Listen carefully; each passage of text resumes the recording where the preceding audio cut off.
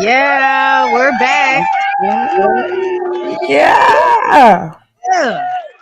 Without any further ado, okay, we're not even gonna play. Y'all see the ticker at the bottom. Follow us.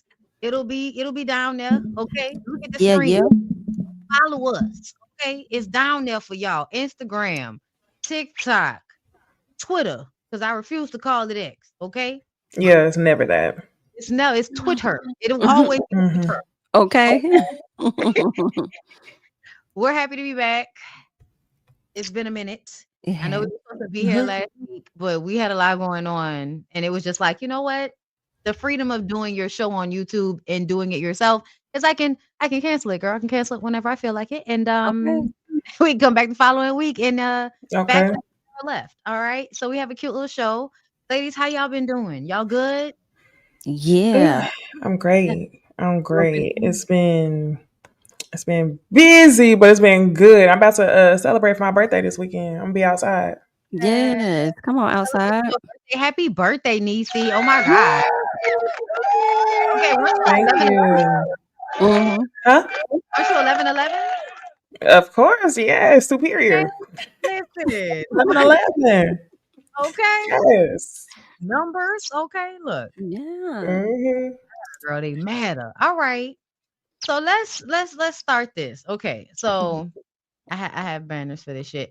So this was a situation that happened on TikTok like last week. When I originally was supposed to have this show. And I wanted to ask y'all opinion about it. Now, I'm not about to go and pull up all of the videos and shit because it's just not that serious at this point. But it's a situation that happened and I wanted y'all opinion. A TikToker Jamila, okay? Jamila that be with Mecca and a With the part of big that. lips. Yeah, yeah, with the I big gotta old look lip. up. So when She listen, the girl. when I like her. I told y'all you could kind of tell how somebody gonna be annoying. You could tell if somebody gonna be annoying by the shape of their mouth. That's her. But Oh, I do like her. lighter skinned yes, girl that yes, very opinionated. Know who you are. I like Yes. her. Yeah. yes. I like Okay. her too. So let me see if I could find like a explanation video or just something that'll showcase these two people, just so the people who don't know will understand. Okay. Let's do this one. We're gonna do that. All right. Y'all can hear this, right? No. No. No? Okay. Cool, cool, cool. Wait a minute. Because what had happened was before I was having issues Is with it so is when is the what'd you say? is the audio clicked at the bottom of the stream So it and wasn't because when I was on live earlier, it was giving me an echo. oh Mm. So I had okay. turned it off, but now it's back on. So like Okay. y'all just tell me what y'all Pinky hearing. lady with the Yep. white dress. We hear They you. Okay. are top tier, did not peak in high school. That's what they are. Top tier, did not peak in high school. Did I peak in high school? Hell no. But I don't Okay. care. So there's somebody just giving commentary on the situation, but I wanted to show y'all the two people. So they actually have it flip flop. Jamila is the one on the right, and Yeah. Milani is the one on the left. So let me explain to y'all, but I just wanted a visual. Okay, hold up. Let me pull this banner down for a second. What the hell is the And the banner? people that's confused with your right and left, Okay. Milani the one with the braids. Yes, Milani has braids. Milani with the Fulani braids. Okay, listen, ain't looking like a troll because she is a troll.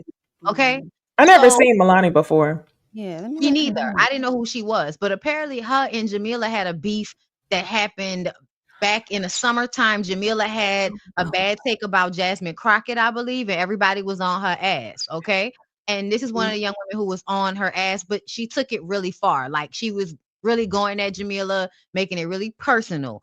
Fast forward to Halloween. And Jasmine's Garden, that's not her real name, but I think her real name is Ebony. But Jasmine's Garden has a Halloween party that's supposed to be like a benefit so that they can give food and all kind of stuff to the community because whenever she does something, she's always trying to help. So that's the type of event this is. Yes, it's a good time. Influencers, Atlanta, yes, but this is supposed to be for a good cause, okay? So Milani walks up to Jamila after all of this shit that has happened and basically tried to be like, oh, that's just online shit. And basically tried to speak to Jamila as if Jamila was supposed to be cool with her because it's just online shit. And so I wanted to ask y'all, how would y'all have responded? Because Jamila looked at her homegirl, rolled her eyes, and ignored Milani. Milani got upset about that, felt played, and then brought her ass to the internet. But it was weird because she was literally online saying, like, keep that same energy. She was talking all of that shit. But when it came time in real life, now you backpedaling, pussy popping, your feelings hurt, and now you feel like you're not being included in a clique because after you finish talking shit online, Jamila kept that same energy in real life. What do you guys think? Well, first thing, I do know who this Milani girl is. I actually been following her. She must have some other commentary that I like. But for me, listening to this story, I don't think Jamila was wrong. Honestly, it's one thing for a person to not like you and you don't know for sure because you've been hearing it by way of other people, and then it's another when y'all like actually going at it on social media, right? And then you're trying to downplay so basically it's like you fake.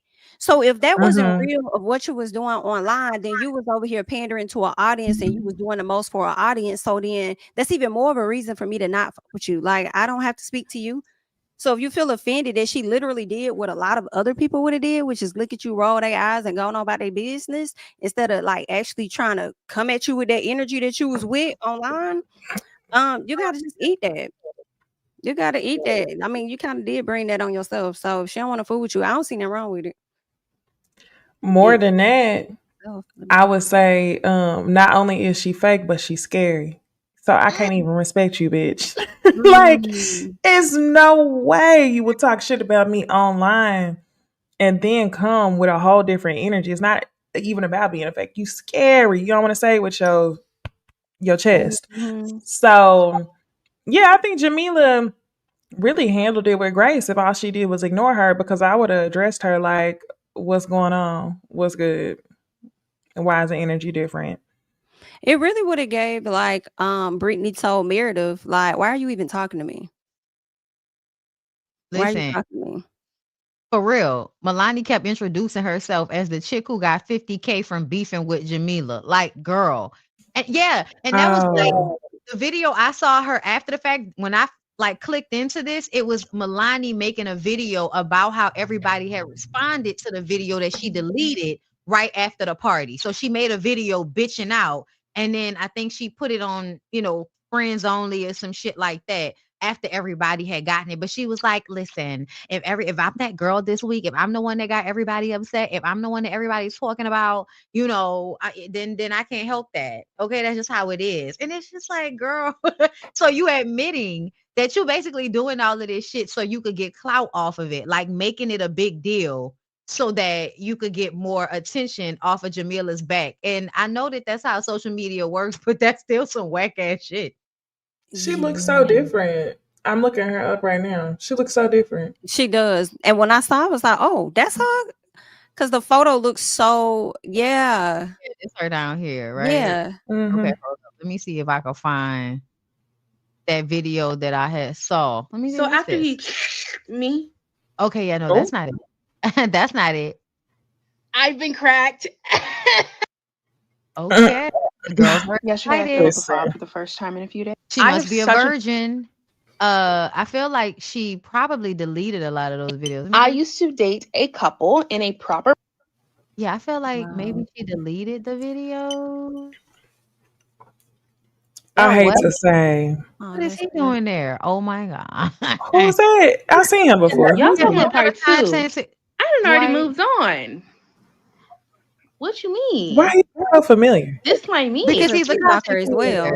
And he be acting like he got sense. So that look kind of, yeah, I follow him too. And he usually gives good takes. We pay attention to whenever these niggas have sense on the internet. Whenever these niggas have sense on the internet, you know who they are. Okay? But yeah, I think that was pretty much, yeah, she might have took it all down because it was causing a lot of turmoil. I'm trying to find, like, from if you don't like my content.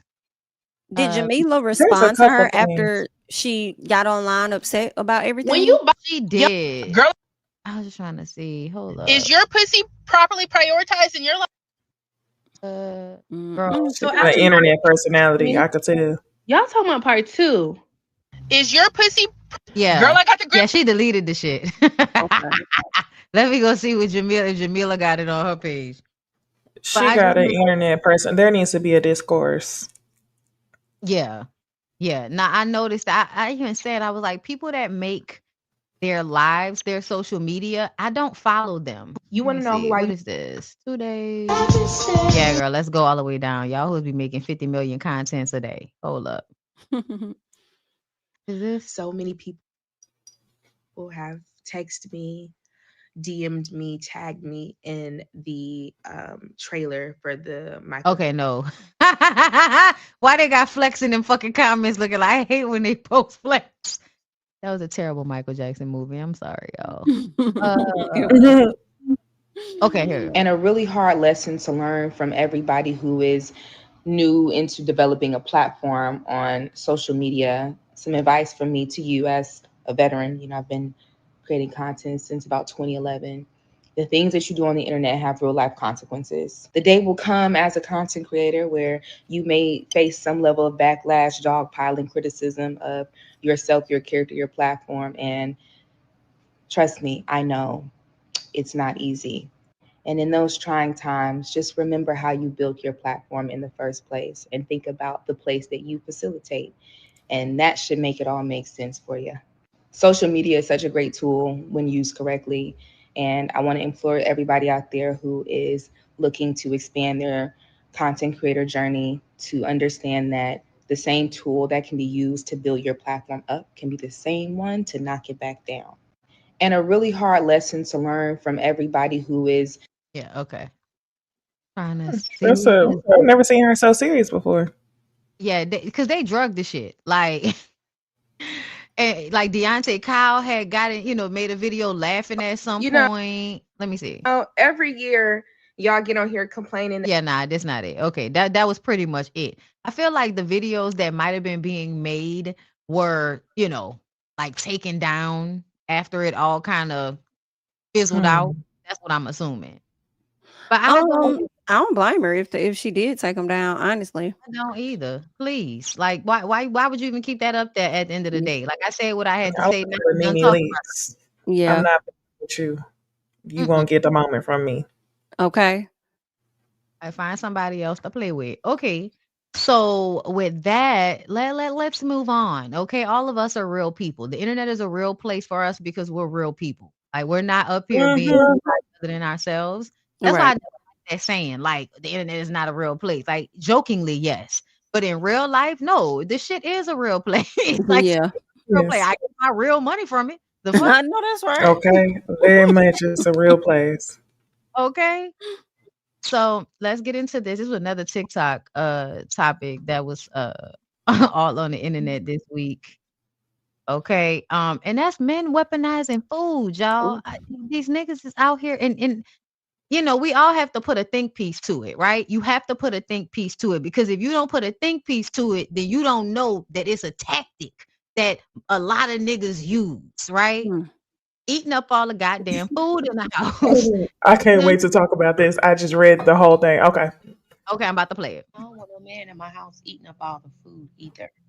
When I prepare food to last me a couple of days, I have peace knowing that when I go in my refrigerator, the food is in there because there's no man living in my house eating up my food. And I'm talking about a grown, able bodied man that's able to buy groceries, prepare groceries, cook food, and feed himself. Men will weaponize food against women. They will purposely see you cooking and prepping meals and eat it all within a couple of hours just to see you have to go back to the store to get groceries and stand in the kitchen and cook. A lot of these men don't like for women to not be in the kitchen and have a couple of days off. A lot of men don't like to see women resting. They like to see you performing labor, and they will weaponize food against you just to see you do that. Men know exactly what they're doing when they do this.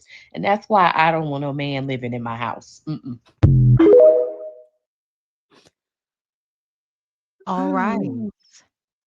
Listen, And even when you have a good man, girl, okay? Because let me pull my good man Savannah girl ass, up here right quick, right fast. Because everybody, girl, it's so funny to me. Somebody was like, "Is it? I like your commentary, but is it? It's not all men, Bondy." Literally in the live, calling my husband, that's a good man, Savannah girl. And this nigga said, "I said y'all don't be listening to me anyway."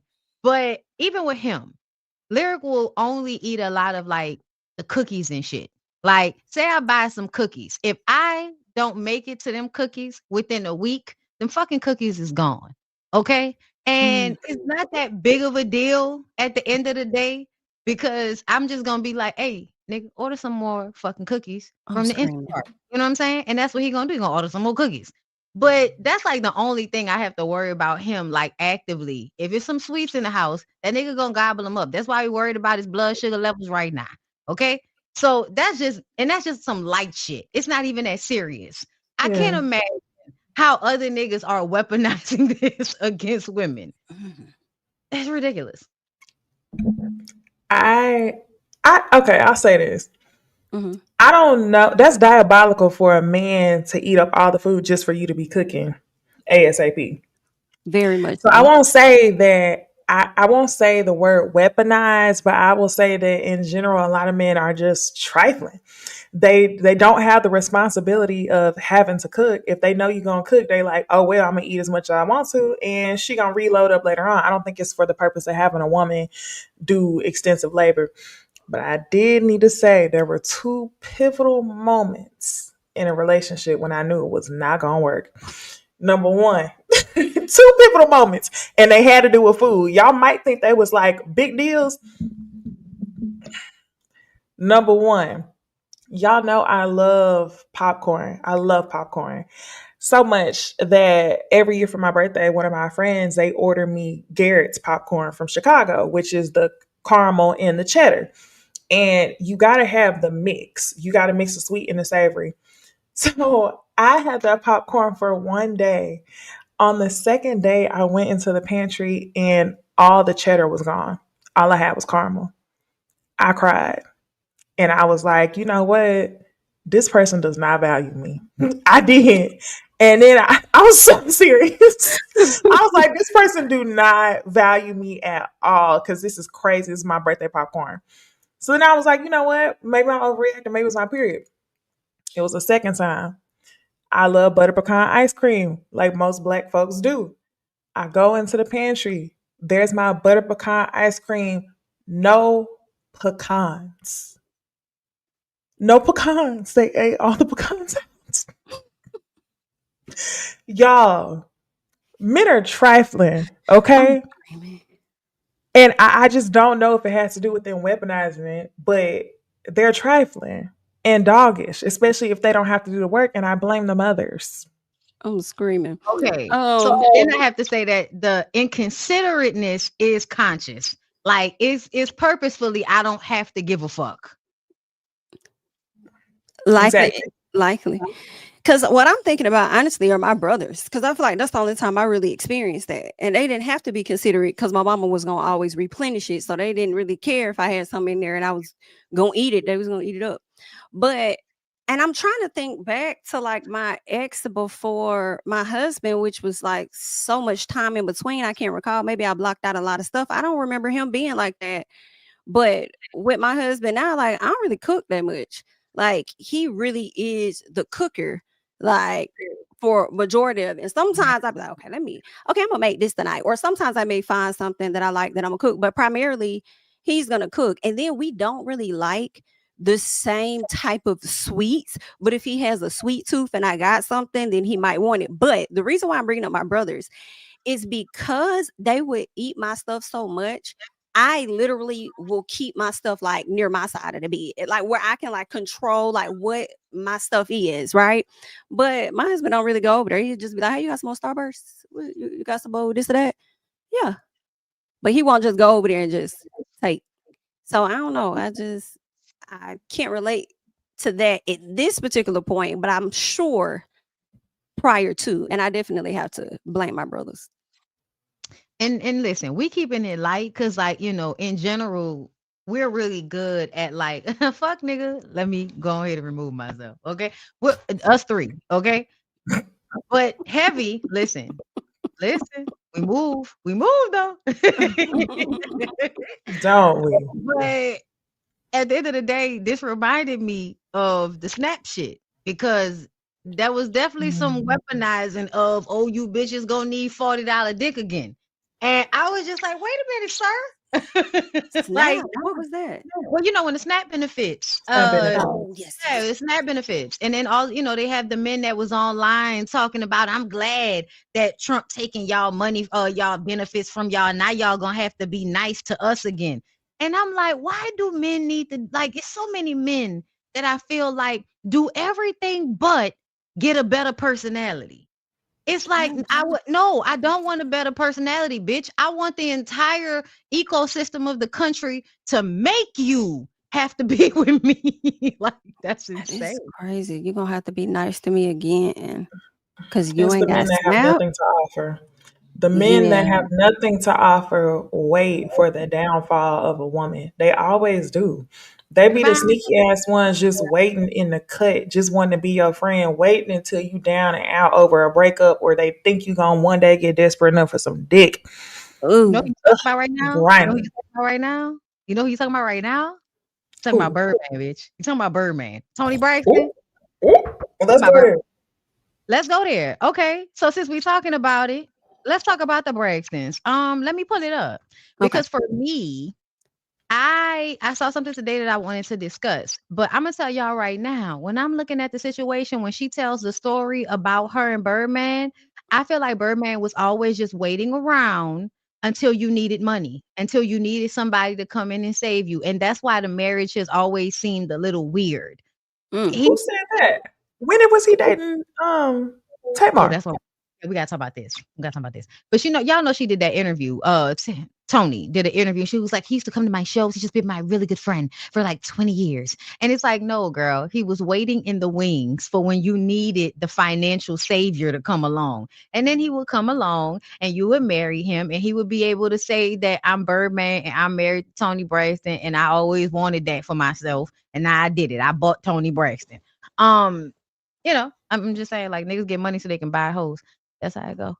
So yeah, this came out because people were talking about this. In the world of entertainment, surprising relationship stories often resurface, and one that has recently caught attention involves the Braxton sisters and music mogul Birdman. Long before Birdman and Tony became one of the industry's most talked about couples, he reportedly dated Tony's younger sister Tamar back in 2003.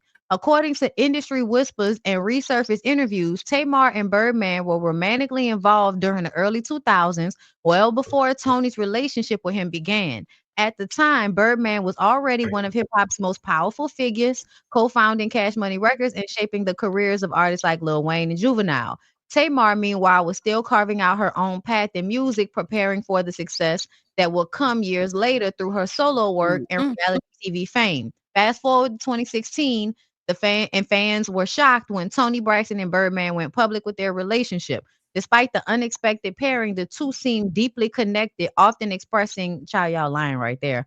Ain't nothing deep about that shit. Often expressing mutual respect and admiration for one another. The couple's engagement rumors further fueled public curiosity, not just because of their contrasting images, but also due to the alleged history involving Tamar. So yeah, girl. The people saying that Tamar used to date Birdman back in the day. And this makes sense though. It does. Because that's whose name they bleeped out in the episode. I feel it with my whole chest. Hold up. Let me see if I saved it. Let me see if I saved it, girl. When they was in the episode and they said bleep and Tony said, don't go there. Don't go there. I think they was talking about Birdman. And child. Oh yeah. I got the vibe too. That makes it even more fucked up.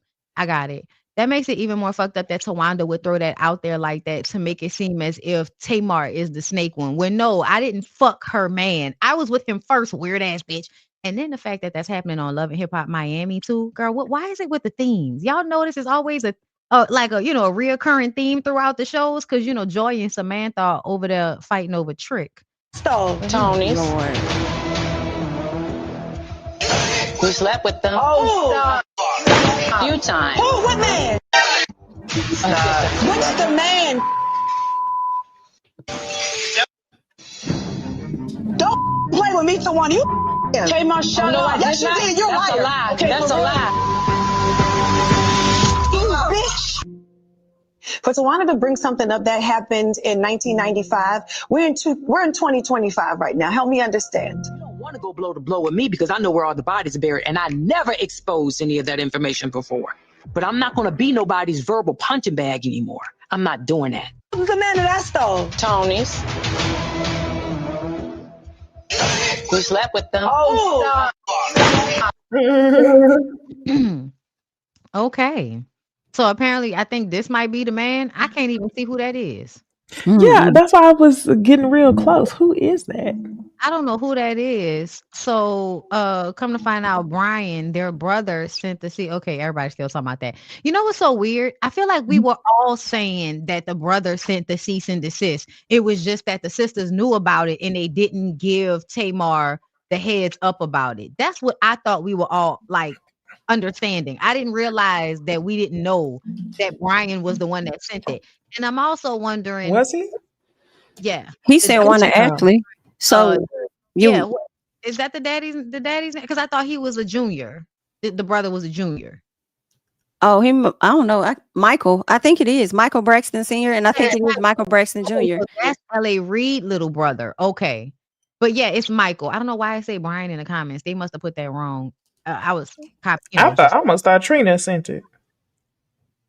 Trina saying what? I mean, Trina was sitting The up there not cease and saying nothing, desist. but I think Trina Yeah. knew more than what she was saying, which Yeah, is what she knew a Tamar lot was more. doing that too. Exactly. Not just who sent it, but who gave him my address, like who, Right. like y'all Right. knew something about it and nobody was saying anything. And okay, so let's talk about this about Michael. That's what I was about to say. It probably is another dude. To be honest, I look at these niggas like pass arounds. So if women end up sharing dick, just don't let the dick ruin your relationship. Some niggas are pass arounds. Next story. But the main thing about Pass around with your sister. I'm not saying you should. I'm just saying if it happened, I don't care if it happened in 1995. Like that's irrelevant right now today. But what I will say is that I'm wondering about the brother. Because niggas' brothers do stuff to them. In like in real life, people's brothers do stuff. So if we're talking about the brother, because it was questioned like, why would you send a cease and desist? Because you don't want her to talk about the abuse. And then also the way Tamar is responding, it could just be overall abuse in their family, but it could also be the person who abused you abused me type of thing. Right. That's why doesn't Michael have Tamar's address? Why would she feel the need to go that extra step to not, allow this person to have, her address? And, we're not sure exactly which guy they're saying it is. Either way, it's somebody said Shamar Moore. I'm like, child, if that would, girl, the way I feel like, yes, both, everybody, fuck Shamar Moore. What do you mean? Shamar Moore. Okay, that's a story to tell your grandkids one day. Yeah, girl, fuck Shamar Moore. Okay? My mind went there too, though, about the brother. I thought that was definitely why. That's exactly where my mind went. But I almost thought you were going to say that the brother had fucked one of Tony men. I wasn't going to say that. But anything's a possibility. Y'all know I wouldn't have passed nobody, goddammit. Listen. I mean, I would say this: anything is possible because the way that she was going at Tawanda in the messages kind of made me think. Listen, women do stuff to people too. Yes, true. So I'm like, it could have been what Bondy's thinking. It could have been what I was thinking, but it definitely seemed like it came from within that family home. Yes, with those siblings. Oh, but for sure. The reason why, I'm more inclined to think of it being the brother is because of the shit with Ashley, but also because y'all know how these people be about boy children. You know what I mean? Like about protecting boy children, especially in a family full of girls. But I definitely could see Tawanda being somebody that might have done something. You know what I mean? Like I could always still see it being a bitch. Because bitches be touching on these kids too. I don't see Tawanda doing that just because she was so confident in the I know where the bodies are buried.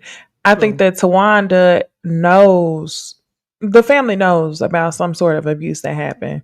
And I think that they're willing to diminish it or put it in the back of their minds and put it at the forefront. Everybody was shook by Tamar having a niece on the show. That's what it is. And I feel like, do y'all believe that Tony did tell Tamar that she should have Ashley come on? Because I believe she did tell her that. Confirmed that that's what she said. Okay, she confirmed it. All right. Yeah, she said that in the confessional, that she sat at the table and she lied, but when she went in the confessional, she confirmed that she did tell Tamar she should have her on the TV show. And that's out of they were going to exploit Ashley like they did Tracy's son last season. Right. You're but right I about think Trina that. felt uncomfortable with that too. But then even before they could do it, the brother sent the cease and desist. Right. Yep. I don't know, but I'm tired of people like being on reality TV and trying to cover shit up. Like, and just in general, don't come to us then, because y'all do too much work. Okay, trying to hide shit. Oh shit! Thank you, Tanisha Murdoch. Listen, hold on, I need some chimes for that shit. Okay. Oh shit! Right. That's what I was thinking too. I said, whoop, whoop. I got I appreciate that. Girl, okay. That's a Instacart order. Thank you. I know that's right. Tony, in my opinion, is Birdman's karma. I agree. She's only there for monetary security for artists he shorted. She's only there for monetary security. She knows how to wash the money, hint the short marriage, hint the missing ring, insurance claim, boom, like an 808. Because I was going to bring up the short, well, they're still married. They were about to get a divorce, they didn't, which made me think that maybe she wasn't there just for security. But I know nothing about no insurance scam. So unless she realized that her money is up and he is in, and he'll be getting some of her damn money. So she like, let me stay in a little longer. Hold on. Yeah. I definitely feel like it's a situation, a business situation. Them two people don't speak the same language. I will never get over. And somebody reposted that clip on my timeline this week. That time where they were sitting at the table talking and he kept saying something. She was like, huh? What'd you say? And he said it again. And she was like, what'd you say? And he said it again. What'd you say? Like, yeah, y'all don't speak the same language, first of all. And then also Birdman falls asleep in the middle of interview. Like right in the middle of talking, just falls asleep. He ain't fucking nobody. Like, he's not fucking when anybody. I was dating Nigerians. Their accents was thick. I said that was me when I was dating Nigerians. Their accents was thick, but they was spending money, and I'd be like, huh? What you say? Say it one more time. It's across the street. Let me use my translator. Say it. Gonna work it out. Across the street, I'd be like, a bottle, suya, bed. Me, I just act like I understood what you said. Yeah. Oh, okay. I ain't heard not a motherfucking thing. Listen. But okay. But yeah, no, I definitely feel like this is a relationship where it's like, you know, a woman has worked her ass off dating for. I found something out recently on TikTok that I didn't even know about back in the day when Toni Braxton was being harassed by Kenny G. Kenny G, y'all. Tony was being harassed. Oh, shit. Yes. Child. Okay, so basically what they were saying, they were doing a tour together and they were scared that Tony was gonna back out. So they were like harassing her or some shit and like sending people to try to serve her as if she wasn't gonna finish the tour or something like that.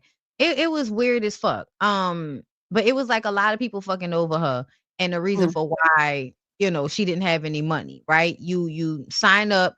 They then start deducting from you. They give you all of this shit on the front end. Don't tell you how much you really gonna have to pay on the back end. So when you make the money, now all of a sudden the money is gone because you had to pay back all of this shit that they really didn't tell you about, you know?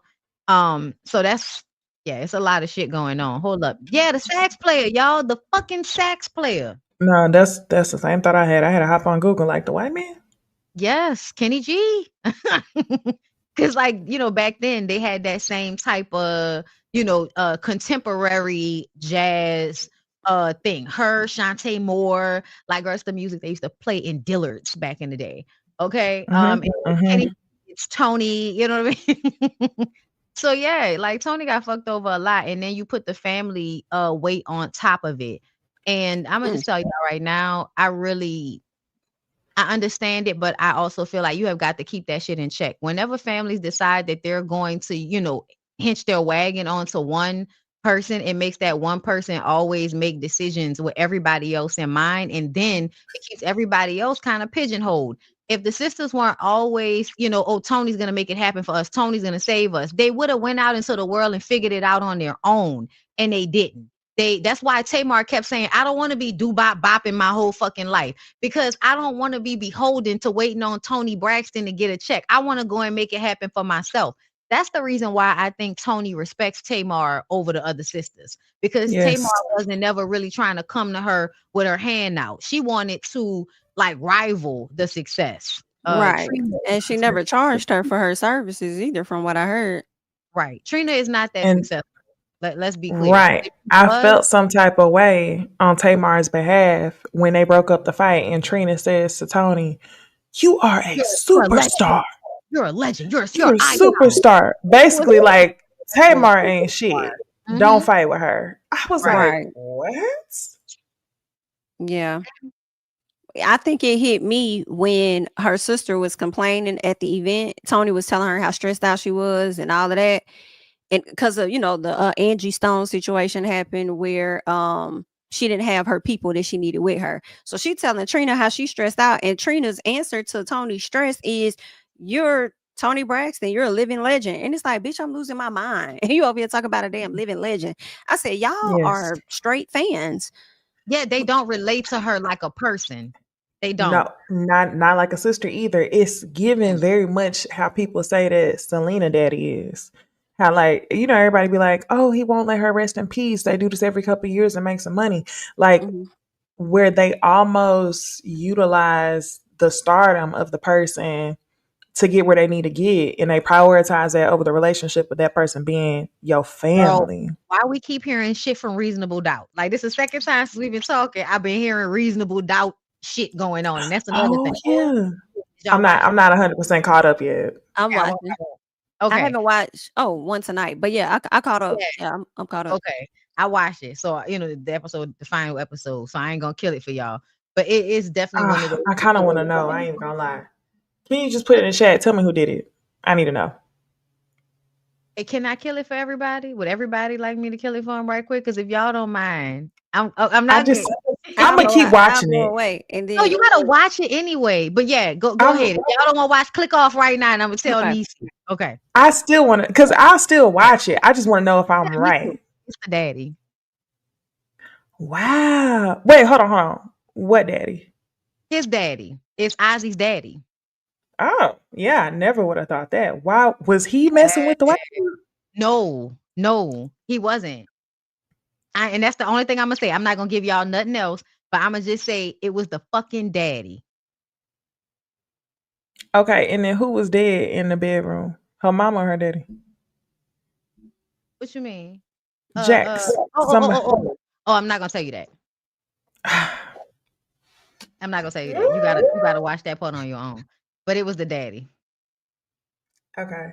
All right, I'm watching tonight.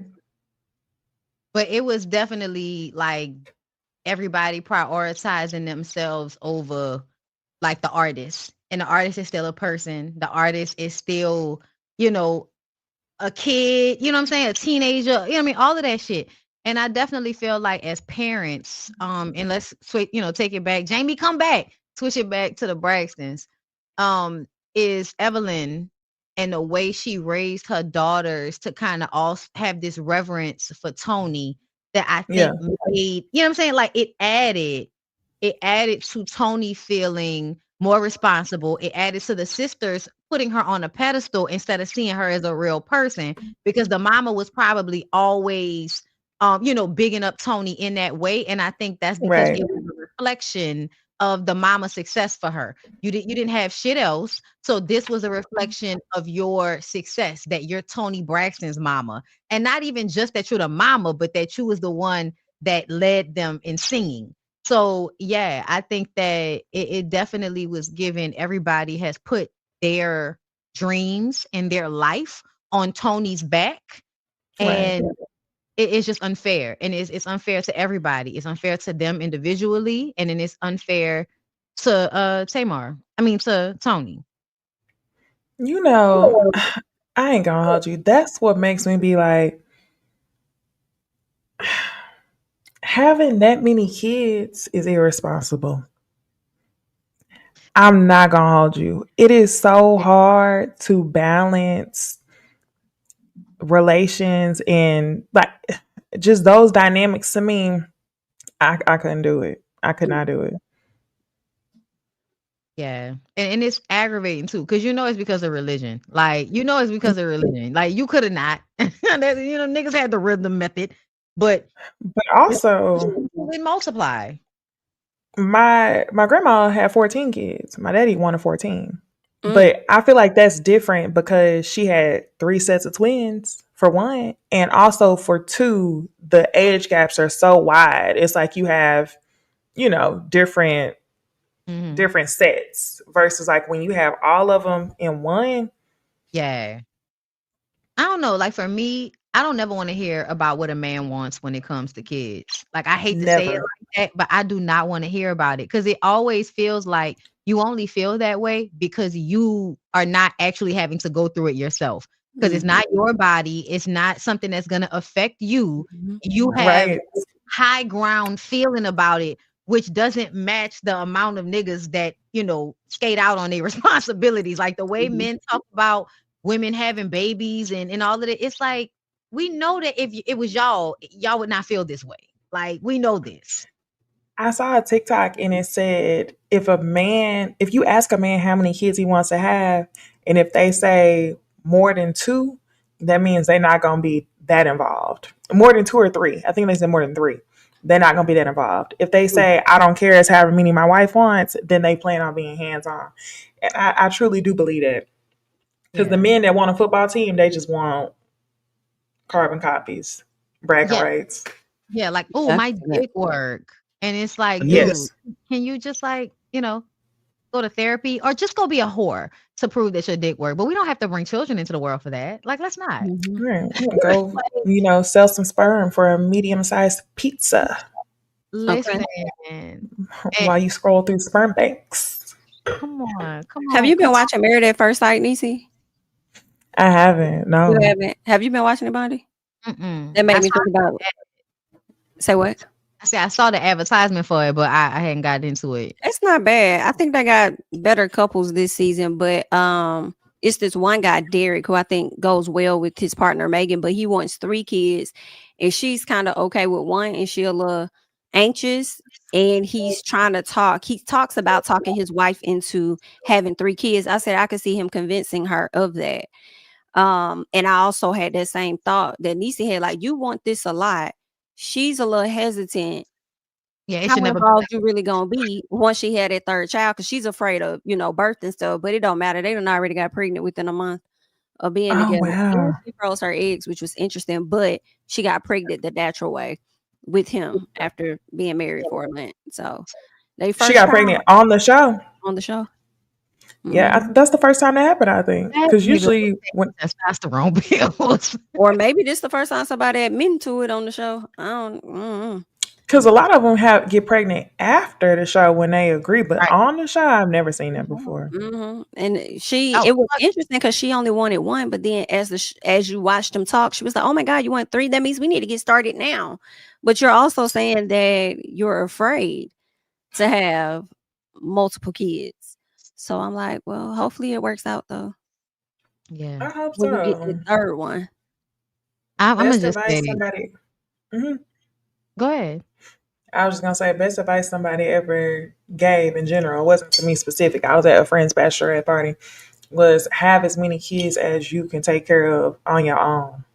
And if that's one for you as a single woman, have one. Don't go have 4 kids, because when you leave, you're gonna have to take care of the 4 on your own, potentially. Right. And I think that goes also not just with money, but like emotionally too. Yes. More than anything. Because I'm thinking about Derek and Megan, and I'm like, oh, she got the bread to take care of all 3. But it's like, are you going to be able to really be there emotionally? So I think that's a good point. And I think those are the top 2 things.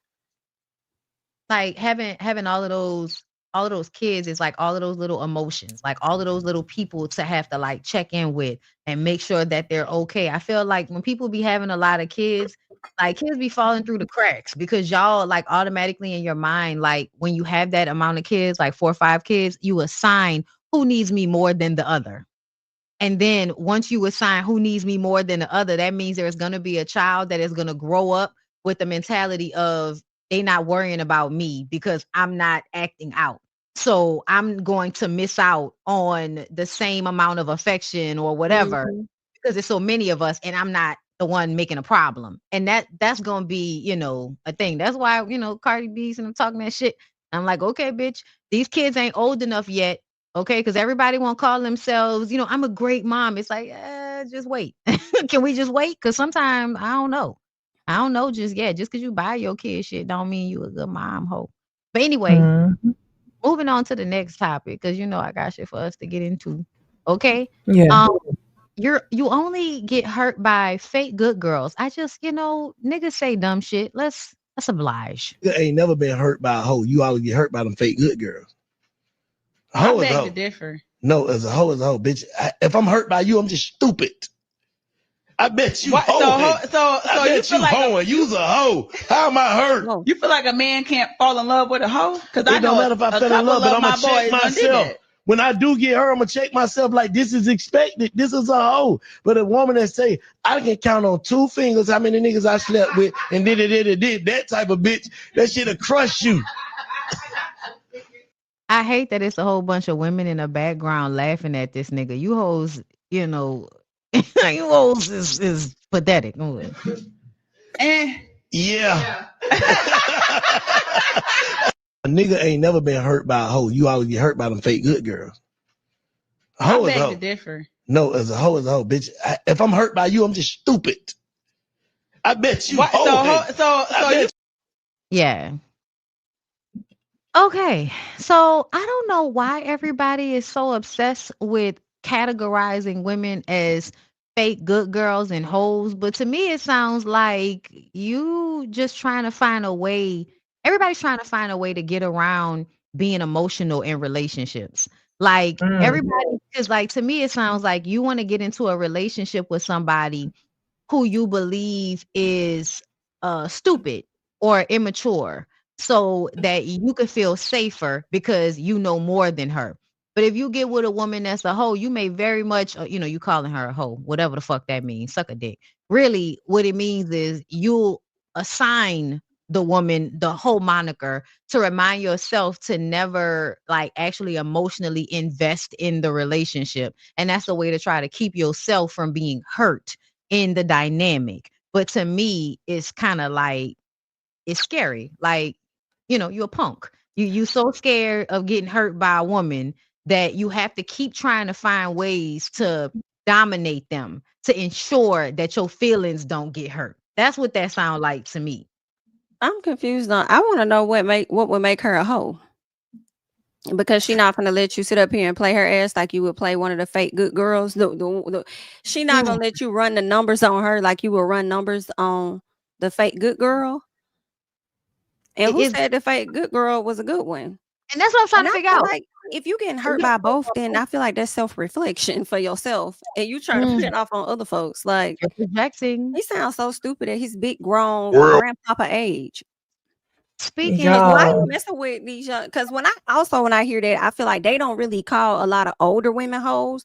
They refer that to younger girls. So when I hear that too. It's like, hey, sir, you look like you got a few grandkids. Why is you even messing with them young girls like that anyway? Maybe you won't have to deal with those girls and hoes. You go get you a woman your age. But go ahead, Necey. Why I low-key understand what he's saying though. No, I low-key understand what he's saying because okay. For one, okay, a hoe. Let's get to the definition of a hoe. I think he would just say somebody who's considered ran through. Nobody who actually like really want to be in a relationship. She there for the dick only. A couple people she done fucked. And this works vice versa. Community dick, right? Like Correct. You find a dude and he there just for a good time. He got the slang on him and that's it. So if the dude with the slang ever broke your heart, you would just be like, oh, why would I, But it's the ones who convince you that you can almost see a potential that make it hurt more. But I do think that you're right, Bondy, when you say, what'd you say? You said that people want to date someone who they feel like is essentially more dumb than them or more innocent than them so they can feel safe.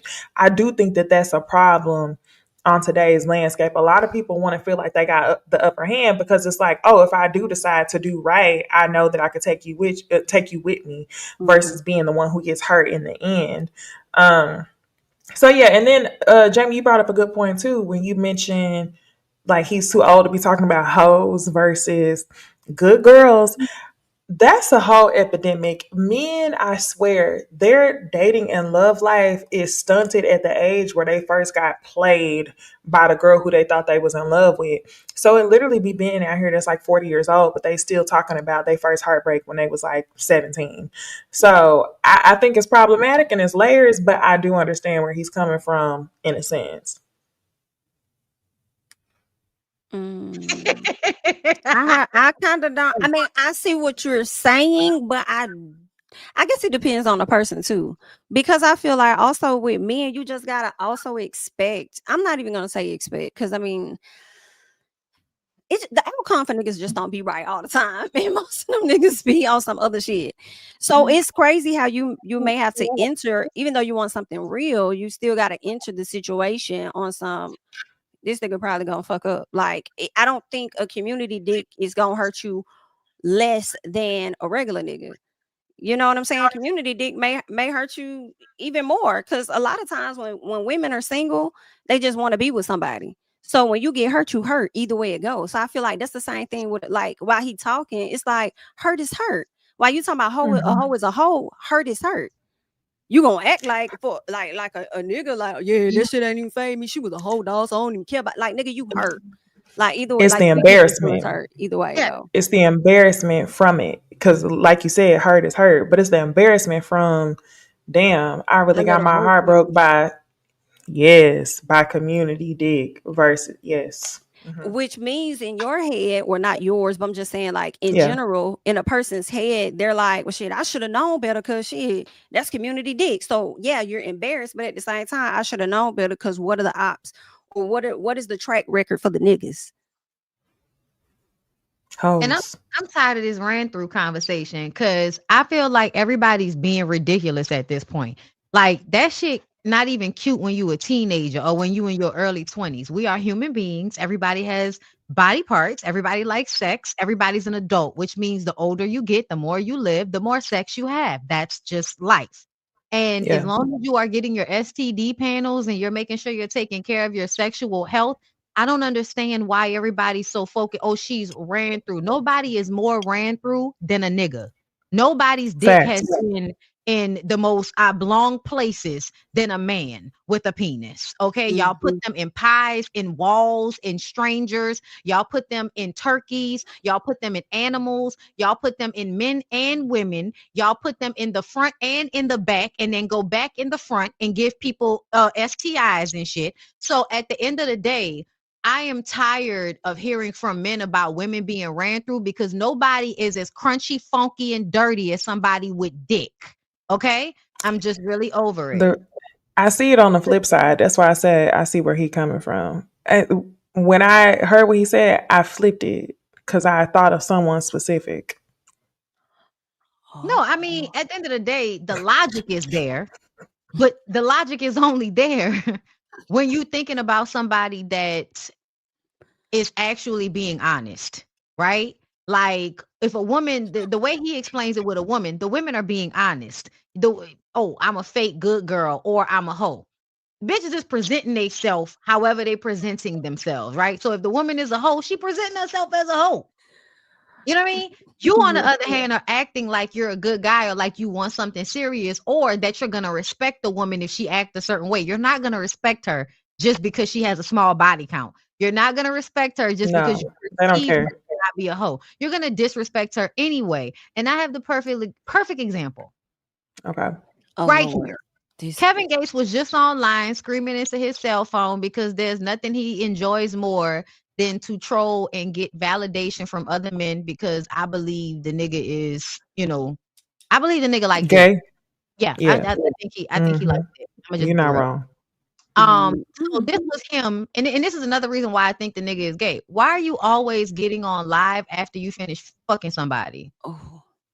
Like, that's really, really, like, every time you just finish fucking a woman, this girl specifically, you hop on live and want to talk to niggas. Do you know how gay it is for you to just finish fucking this woman and now you want to get online and talk to niggas?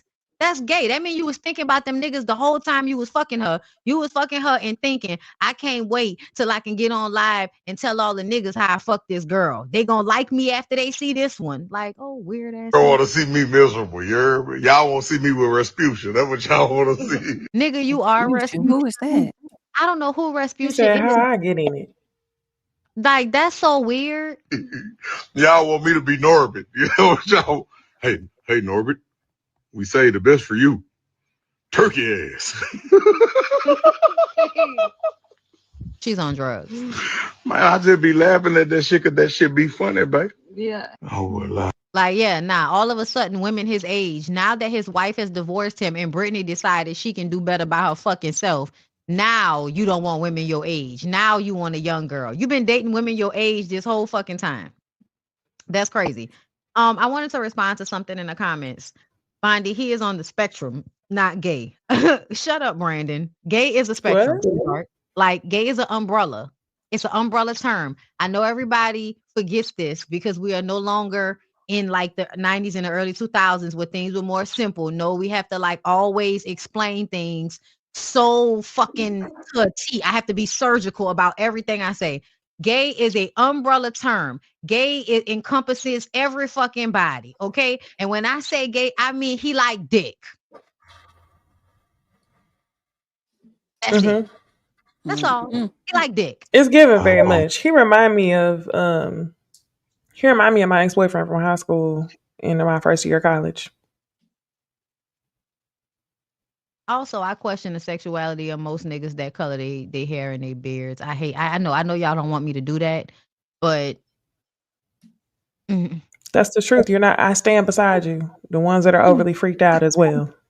Yes. Like, just, and also the ones that's overly freaked out, y'all niggas need to go to a psychiatrist because we know somebody touched y'all when y'all was children. Like, everybody acts like this is not. I'm just saying, everybody act like it's just no. Okay, I can't say what I'm going to say.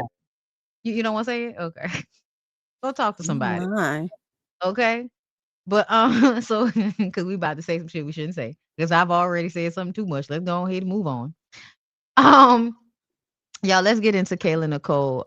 So Kayla Nicole a long time ago said a lot of fucked up shit in some tweets and shit on Twitter. Okay. Y'all know that she's been going back and forth subliminally with Taylor Swift. And the last thing was when she did He Wasn't Man Enough for Me, and everybody felt like that was shade towards Travis Kelce and Taylor Swift. And it might have been because, Kayla has a history of doing shady Halloween costumes as she did with Tiana Taylor a few years ago. Okay. And so then I'm sorry, y'all. It moved at me for it to do that. Then this situation comes. I was hoping that they would have had some of the tweets that she had tweeted up in this. Yeah, okay. I'm gonna need Black people to stop trying to pull the Black card all the time and modernize themselves to all their available opportunities today. Let's see. You had no issue dunking on hardworking Black women. She said, remember when y'all made fun of influencers and now they the main ones with the stream of income despite a shutdown? I mean, I don't disagree with that. That was from 2020. This one, I don't want to be inconsiderate. That's not how you spell it. Of anyone's hustle or struggle like the majority of y'all. So I shall delete. Just something to consider next time you get on your I have a real job soapbox. That's all. I don't know why they was trying to use this as a moment. That wasn't the moment they thought it was. Let's see. This might have been the stuff I saw that I was just like, girl, what the fuck is going on here? Okay. It looked like I had Down syndrome and had a sloppy gut. This is from 2010. got used and left. And the girl, I don't know what the fuck, chronic chitlin syndrome, girl, I don't know what's going on. But you mentioning Down syndrome way too much for me. That's weird. Let's see. To say the most homo things and think that just because you say no homo, you not a okay, she said the FAG word. I also believe she grew up like white nationalist Christian type of lifestyle for a black girl. I Which was is about to say, hmm, this sounds extremely familiar. how Yeah. long ago was this that post about the F bomb? That was 2010. These are How all old was old. she then? That's 2010, girl. That's a long time ago. That's 15 years ago. So I'm How old sure is she she was now? in her I think late in her teens, 20s. early 20s. She's in her 30s, right? She's in her 30s now, I right? don't know. Maybe she, I think she's might in I be her in feel her like 30s. she's pretty young. Let's see. Um, I don't know when this one was from. It looks actually more recent. This one right here. I'm gonna need black She's people to stop. 34. She's 34. Yeah, so so she was she in her 20s when she said that. yeah, early 20s, late teens. I wouldn't even like hold that against her. However, um, like I know everybody was like, oh, don't talk about Kayla Nicole, in mixed company. I don't know what the fuck everybody was talking about. Like we needed to not talk about her and Taylor Swift at the same time as to make sure that we weren't defending Taylor Swift by going at Kayla, I guess. Mm-hmm. I don't really care about Kayla, but I did clock a few things about Kayla that I just felt like you were raised a certain way. And just because you got on the internet and apologized for something doesn't mean that how you grew up and your understanding of life has changed. Just because you know better now that you're older than to say those things out loud on social media. You know what I mean? So Right. it doesn't matter either way. But I did say I felt like when she got with Travis Kelce. Travis Kelce now being with Taylor Swift, he reminds me of a Marky Mark type of white guy, which means they like black aesthetic. They'll use it. It might be attractive, whatever. It's fun, but they're always going to go back to the white shit. And they always have the underlying racism that's going on, even while they're in the relationship with the black girl. And to Mm-hmm. me, the way Mhm. Taylor showed up, you show up like a black girl that probably, I'm not that type of black girl type of situation, right? And that would make her she assimilated more. She's more palatable for a white boy. You know what I'm saying? And Mm-hmm. so like I don't Yeah. even care about like girl fuck Kelvin, girl fuck him. Like move on. Like who cares? And Taylor Swift, I think that I'm listening to what the white girls on TikTok say, and everybody says that they think that Taylor Swift is really a lesbian, but she would lose her core audience if she were to ever really like admit that about herself. And that's what people say. I don't know because I don't fuck with Taylor Swift, but I don't put it past, strong minded white women to secretly be lesbian. But Mm. yeah, Yeah. I Taylor, don't either. I don't like how I feel like I'm not gonna lie. Certain people use this situation. Okay, number one, I'll say this. I'm not gonna hold Kayla's tweets against her because they were so old. 2010, 2011, people was tweeting everything that was coming to their mind. Like, let's be for real. People was still saying the R word. We can't. That's the R word now. We can't say that no more. Like, it was a completely different time. Yeah. So, and I do think that that was a reflection of how she was raised. People just got on the internet and said whatever they wanted to say. But the one thing I will say is weird was the Halloween costume. Like, stop engaging with the Taylor Swift fans. I don't. What I really hated was the victory that a lot of these white people felt when Travis Kelce got with Taylor Swift. Like that was a slight to black women. And to yeah. me, I can wholeheartedly say that I don't give a fuck about Right. Travis Kelce because he was never ours. He was never considered, that's a white man at the end of the day who Hello. used black women as an accessory. And when you see the other black women he dated, they are like what you said, not that type of black girl. They are the slim, petite build, put them in white skin, they're more palatable Yes. to Black white Barbie. people. Mm-hmm. Yes. So I'm like, this is not like a us versus them type of conversation. And I really wish y'all would pull black folks out the chat. So all in all, I wish Kayla Nicole would stop with even pandering into the Taylor Swift stuff. Just remove yourself from the conversation because he was never ours. I don't give a fuck about that white man. I'm wondering, what did she do to the fans? What did she do to Taylor's fans? Because I feel like ever since, like Necey said, ever since they got together, it's like the fans been coming for Kayla the whole time.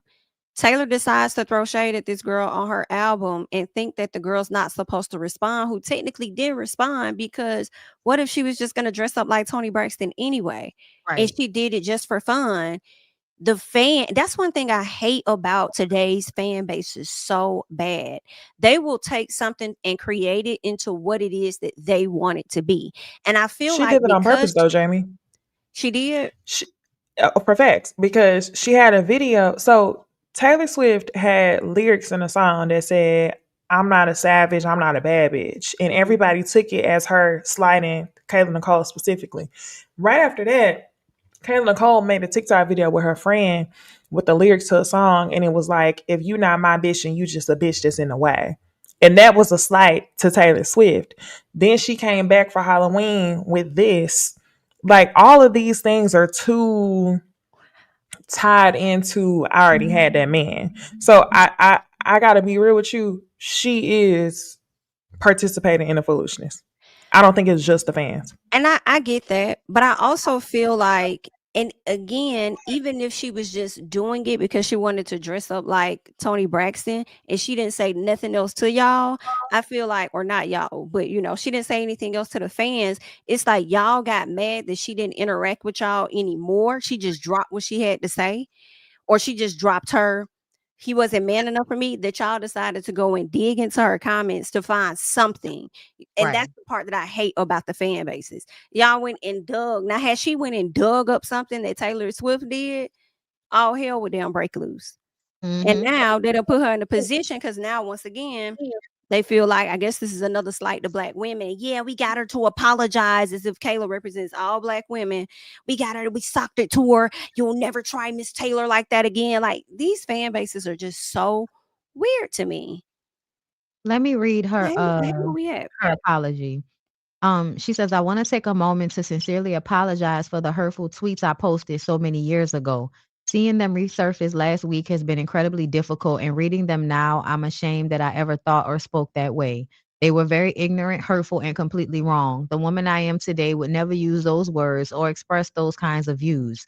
Over the years, I've seen firsthand how cruel and harmful online hate can be, and I would never want to add to that world of pain in any form. I have since deleted those tweets and my Twitter account entirely because I refuse to keep that energy alive or contribute to a cycle of hate. I take full responsibility for what I posted, and I'm truly sorry to anyone I may have hurt. My heart, values, and perspectives are completely rooted in empathy, love, and respect for others. I can't change the past, but I will continue showing through my actions who I've become and what I stand for today." That's a good apology, girl. I think that was a good statement.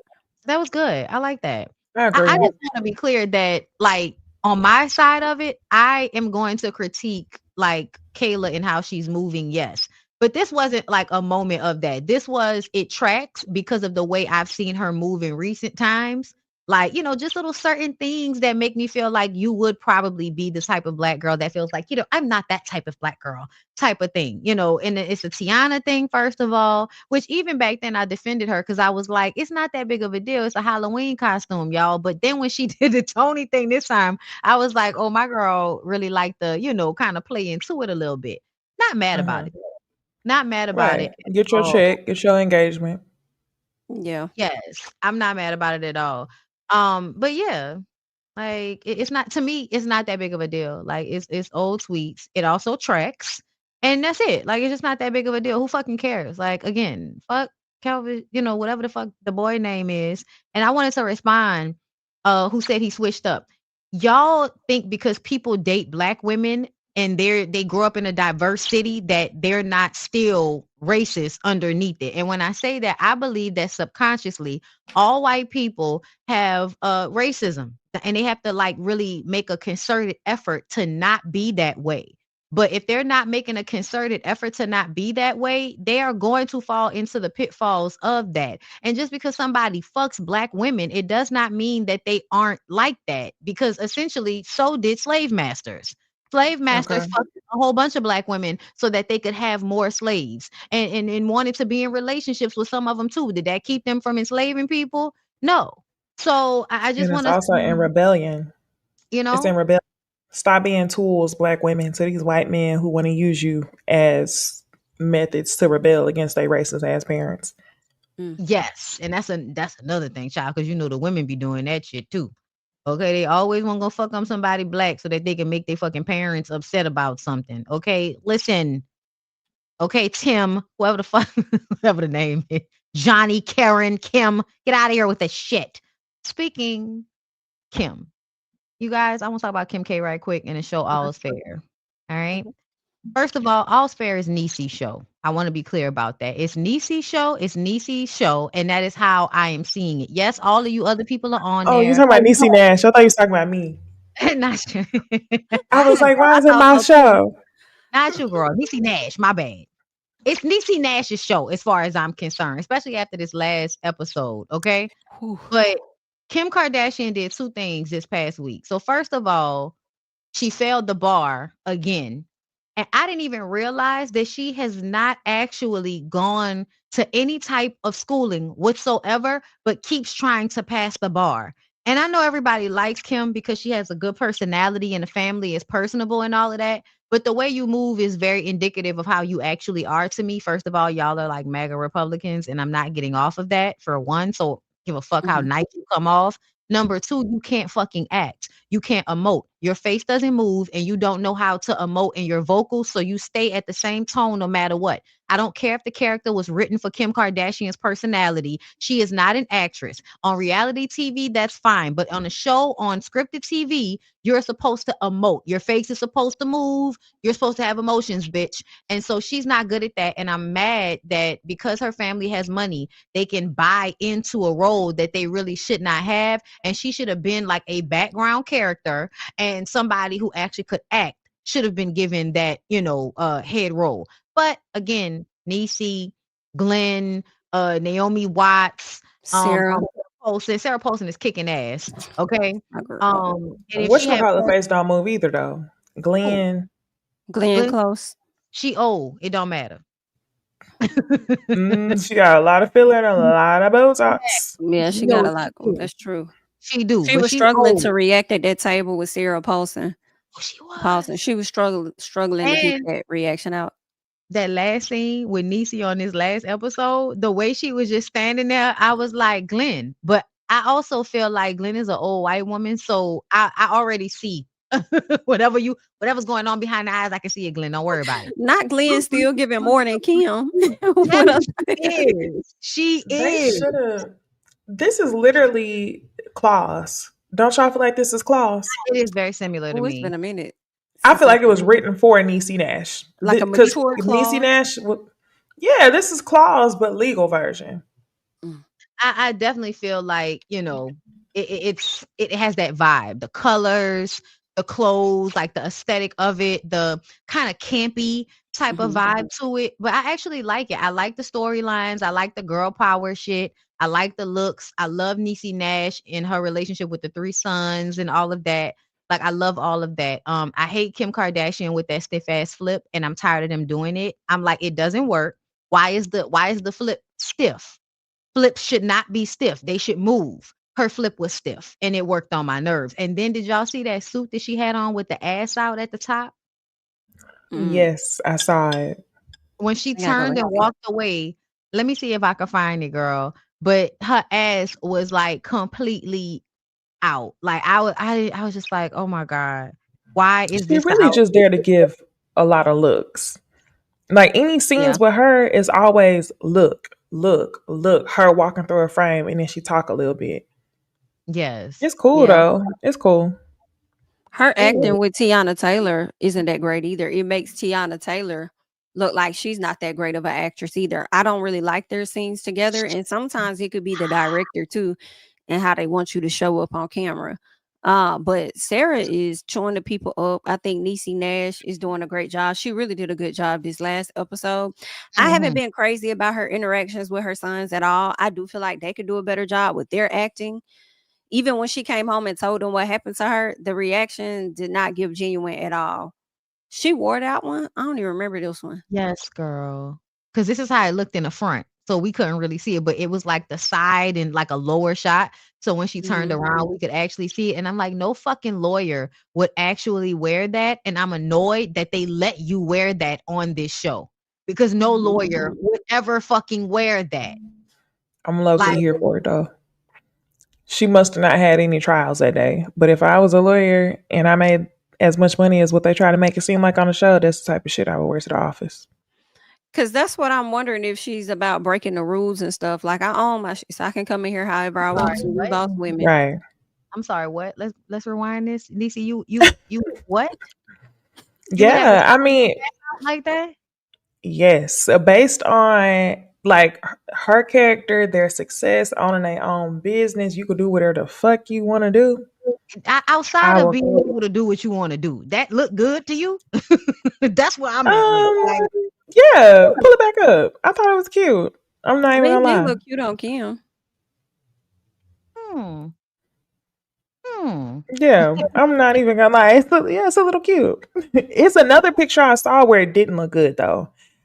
These two pictures look good, but it was a picture of her in scene where they took it from the side and it looked a mess. Yes, that's the one I saw, and I don't see that here. But still, I like that tan one. I mean, there was some good decisions made. This just wasn't one of them for me. Like, just because, girl, why do we need the top of the thong out? The top of your thong is not that cute. Like, I'm just, girl. Ugh. Okay, hold on. Let me see. Is that it? Yeah, here we go. Here we go. You see it? That's the picture in scene where it looks a fucking mess. Oh, yeah. The picture to the left. In the screen. I mean, yeah, on the screen. I'm going to just tell you right now. I don't give a fuck how much money you make. If I got enough money to employ a lawyer and they walk in with the top of their ass out like that, I'm leaving the meeting expeditiously. Okay? I don't know what's going on here. But I will say a point was made though. The point is that she a bad bitch, filthy rich. She could do whatever the fuck she want to do. This is not realistic at all. In a realistic corporate world, whatever, she could not do this. But for storytelling purposes, and I say I'm afraid she probably could. Realistically, I'm afraid she probably could. And I hate that for us in this society right now. I feel like if she had like an overcoat, I feel like she could walk right into the courtroom with her overcoat on, do what she got to do, and as she's exiting out of the courthouse, like Cardi threw that pen at that person at the same stairs, Kim would be taking off that jacket on the courthouse steps with her ass out as she's entering into her vehicle. I feel like she may not do it in the actual courtroom, but I think she'll do it around the courthouse for sure. And at her law firm. I'm willing to believe it. The ass out pic is fake. No, it's not. No, it's not. This was literally on the show. It's a screenshot. It's like the outfit from the show, y'all. It's not fake.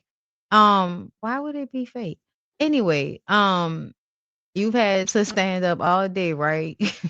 Child, all I know is it's too cold in any courthouse that I've ever been in for me to have the top of my ass out under my jacket and be comfortable. Okay. But I wanted to bring it back to the fact that she has not gone to school. And like, that really annoys me. That's why you're not passing the bar, bitch. Go to school. Why do you think? Why? Because a lot of people spend 3+ years going to law school and they take about 3-4 times just passing the bar. They say California bar is like one of the hardest bars. I believe California and New York. Also, what I believe also, and y'all Cali people correct me on that, I think that there is a way for her to go around law school, which is why she's doing that. She's able to do like an apprenticeship or something like that. Yeah. So even if she went to law school, because that's different. Like law school is going to teach you certain things about how to be a lawyer, but when you take the bar for that state, I think it's certain laws and things that you have to know. So I used to work at a job with a lot of attorneys, and when I tell you, it used to be people that was like 4 times having to take the Georgia bar. I understand that. I still feel like a part of the reason why she's not succeeding after all of these years is because she has never been to school. Like you was never paying attention to school when you was in school. Being a lawyer is not something that you can do without a certain level of clerical understanding. So if you never went to a 4-year university for anything, you've never actually had to work in a clerical space like that. How the fuck do you expect to just talk to somebody and be in a courthouse and still be able to be a lawyer and pass tests? I just That's feel what the like apprenticeship is for, I thought. And If I feel like if it it's the only clerical works. aspect, I would think they would have created that in-house program through the law firm for her to have learned that. And I then get that. I just don't think that would work with her. I think that works with other people that might have like different the types of time. experience and the time. Like, but you know, people that actually are working in that field in a certain way, like somebody that may have been an assistant to an attorney or, you know, or another job. paralegal. Yes, that type of stuff. But to me, to be dressing people and cleaning out fucking closets and then being like, yes, in marketing and having all of this shit that she does with the Kardashians that Yeah. does not translate to clerical learning laws, retaining information, paperwork that it takes to be an attorney, it takes to be a lawyer. So, and then also I'm saying this because it's been years. Like it's really been like a long ass time of her trying to do this and she keep not passing. So that's why I'm at this point, like it's because you're not actually going through the full process that you may need. There are some people that don't need that process. But to me, somebody like her, you probably needed to go and sit in somebody's classroom so that you could really like, you know, get the full education of it. Cause I think she missing some shit. Like just because your daddy was an attorney, that's She not needs to genetic. dedicate that time. And it doesn't seem like because how many kids she got? Is it 4? Yeah, right. Yeah. It's 4. Yeah. Yeah. I think she got a lot going on. I think she definitely would need to dedicate that time. Yes.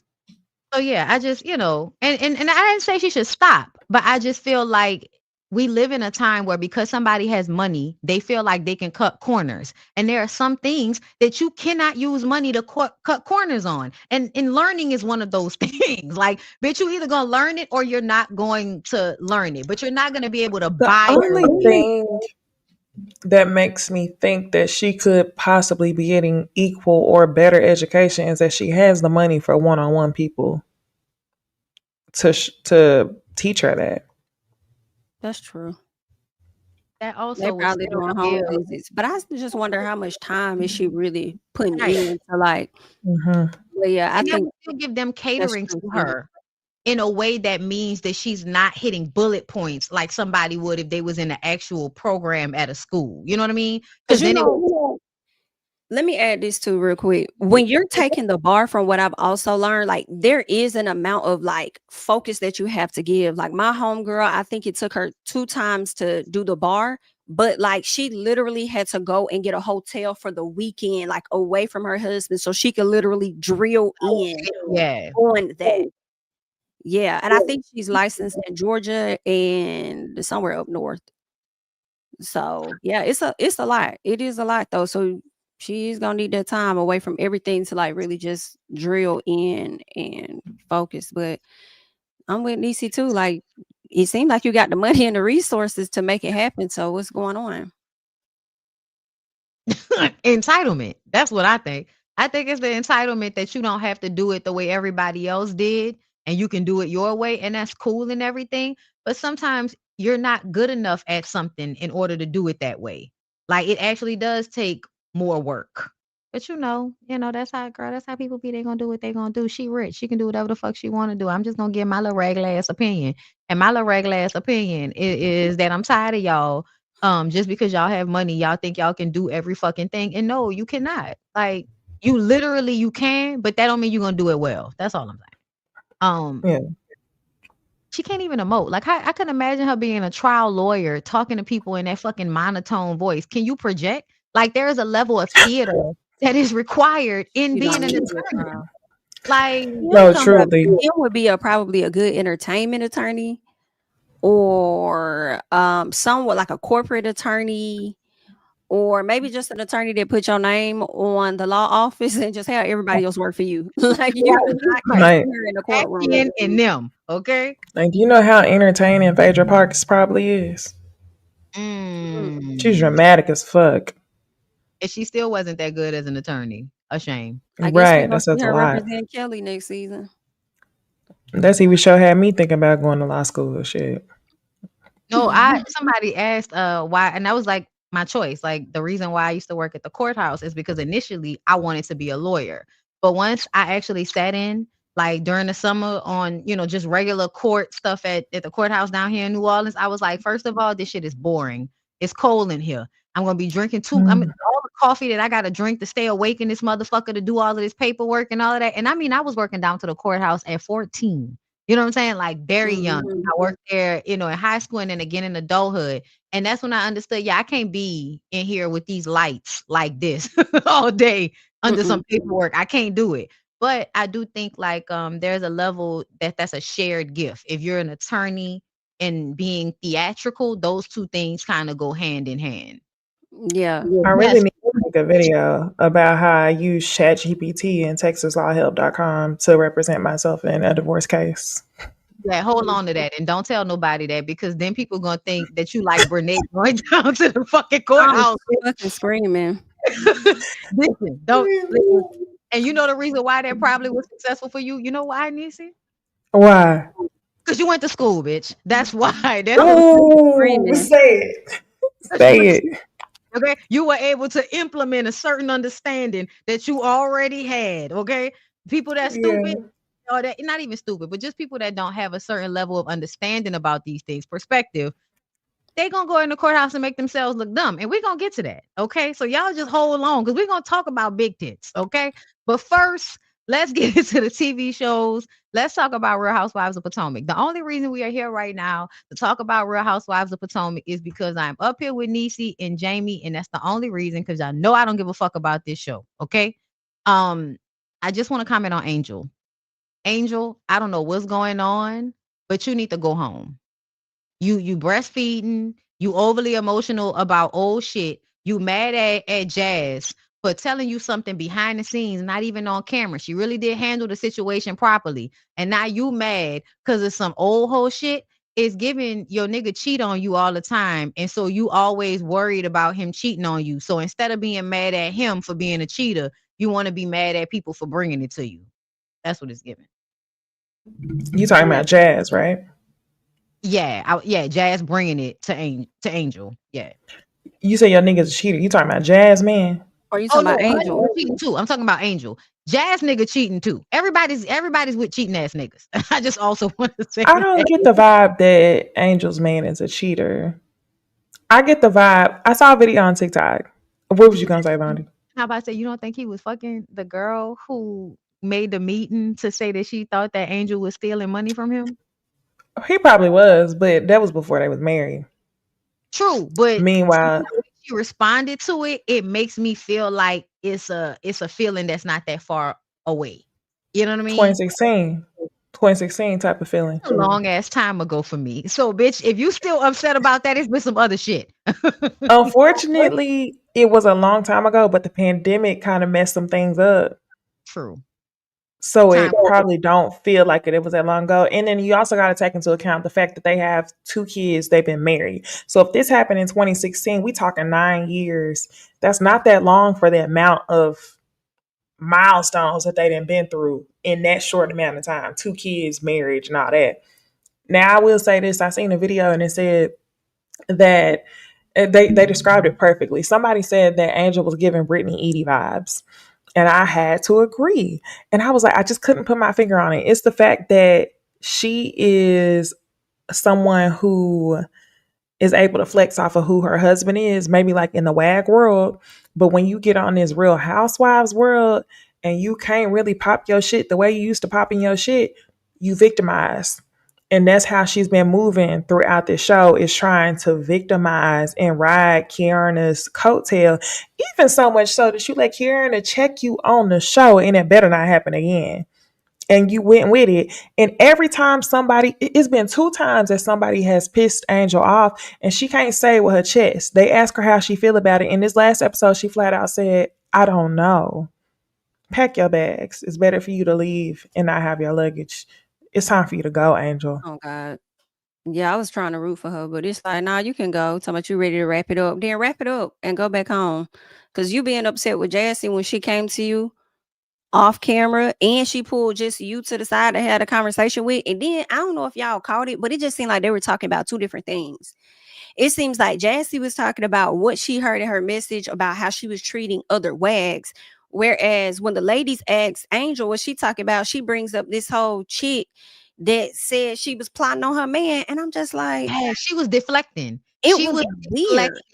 Because they basically saying you a fucking mean girl. You're a mean girl. Crying and you a mean girl. I heard you was treating some people bad. And you like, oh, that was somebody that said that I stole from my man before we got married. That's why I was acting like that towards her. And it's just like, I don't know, girl. I don't trust you though. Now I'm wondering if that story was even real, child. I gotta ask y'all.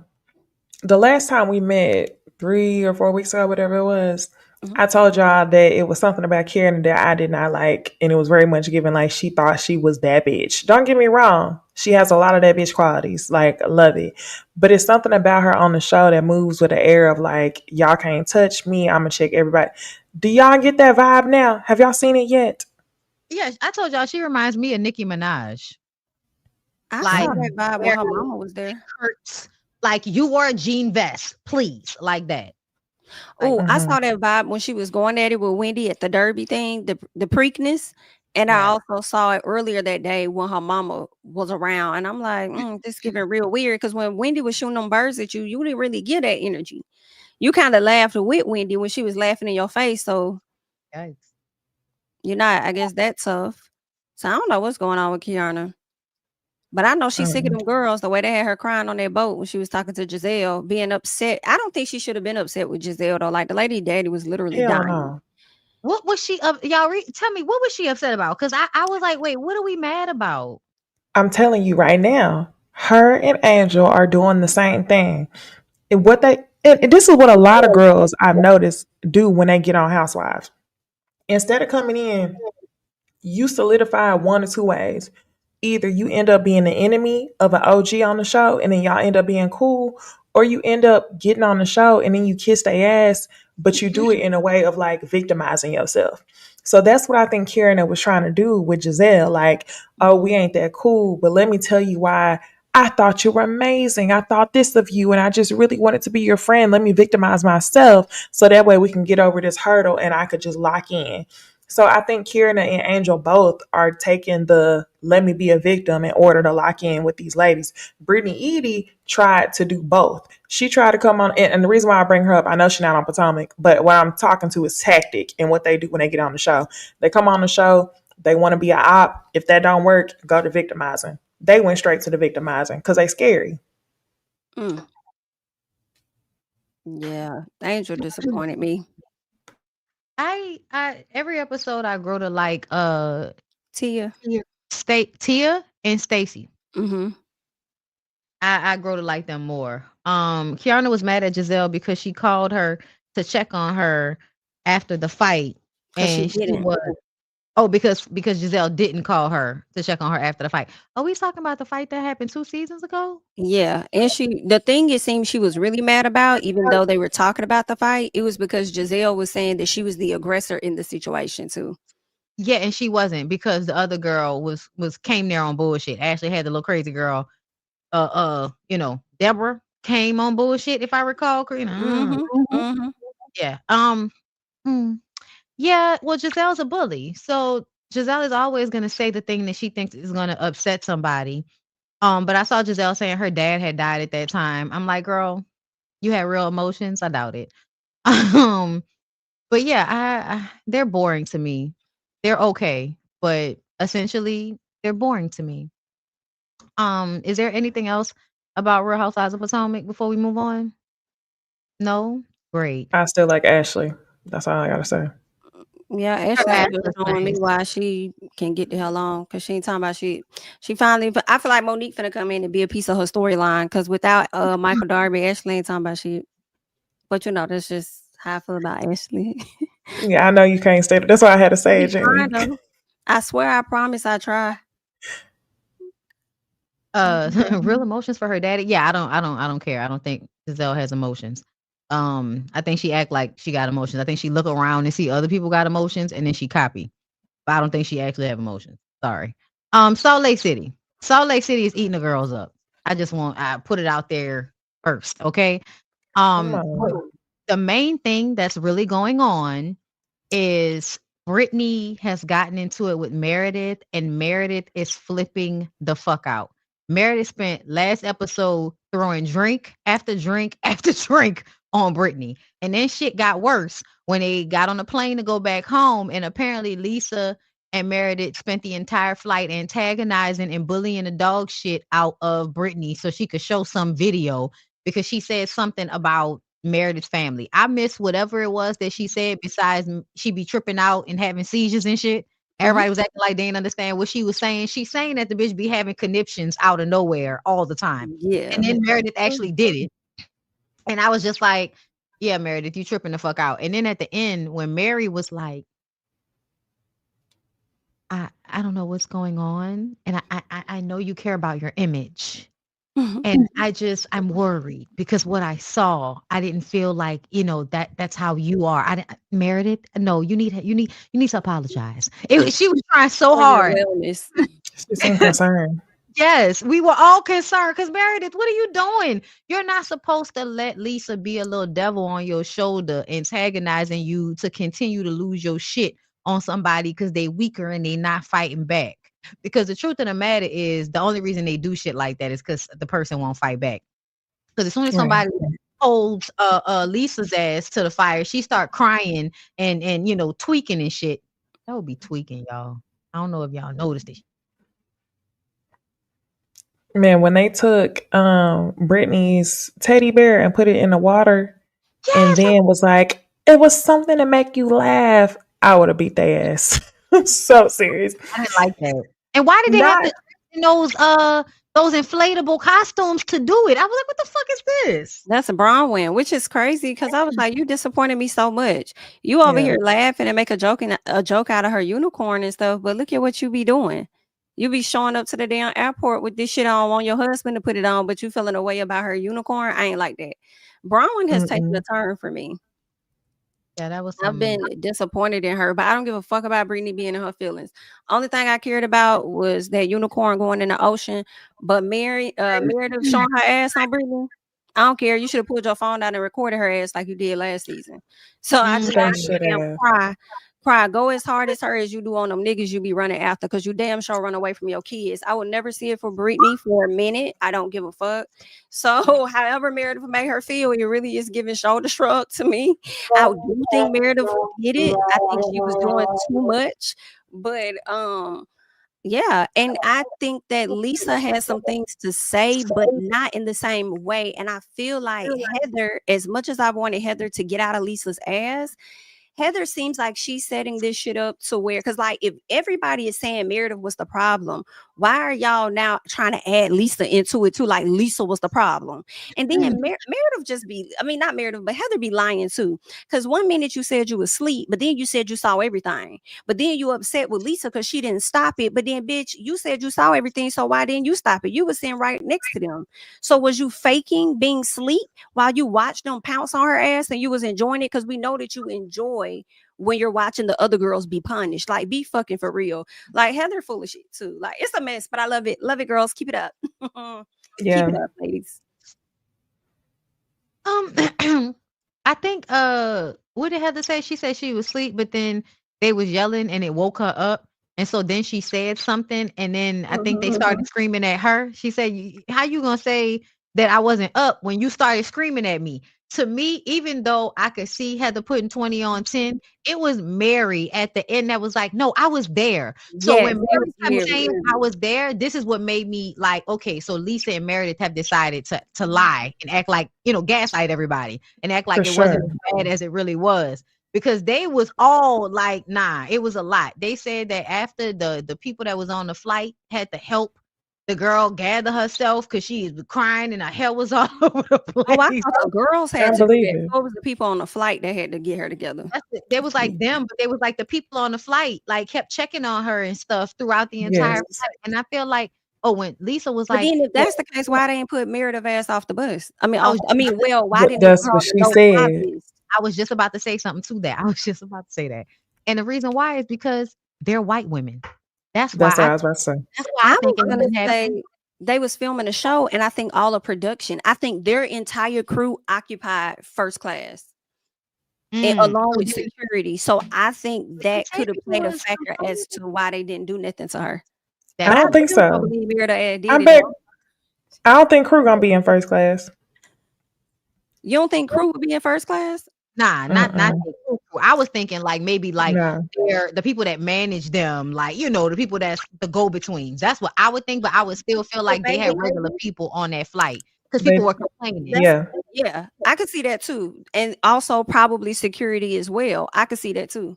All of that. So maybe if they had their own security with them, they probably felt like, okay, yeah, so we not going.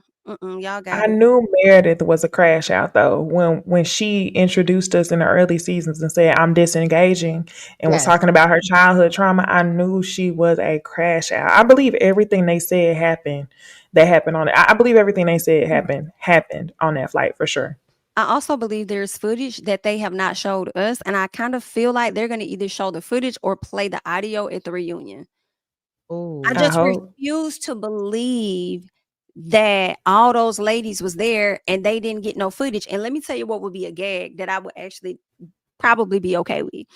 Heather said that she was asleep, right? But you saw everything, but you couldn't have seen everything if you was asleep for most of it. Nah, bitch, you was woke and your ass about was recording everything that was going on.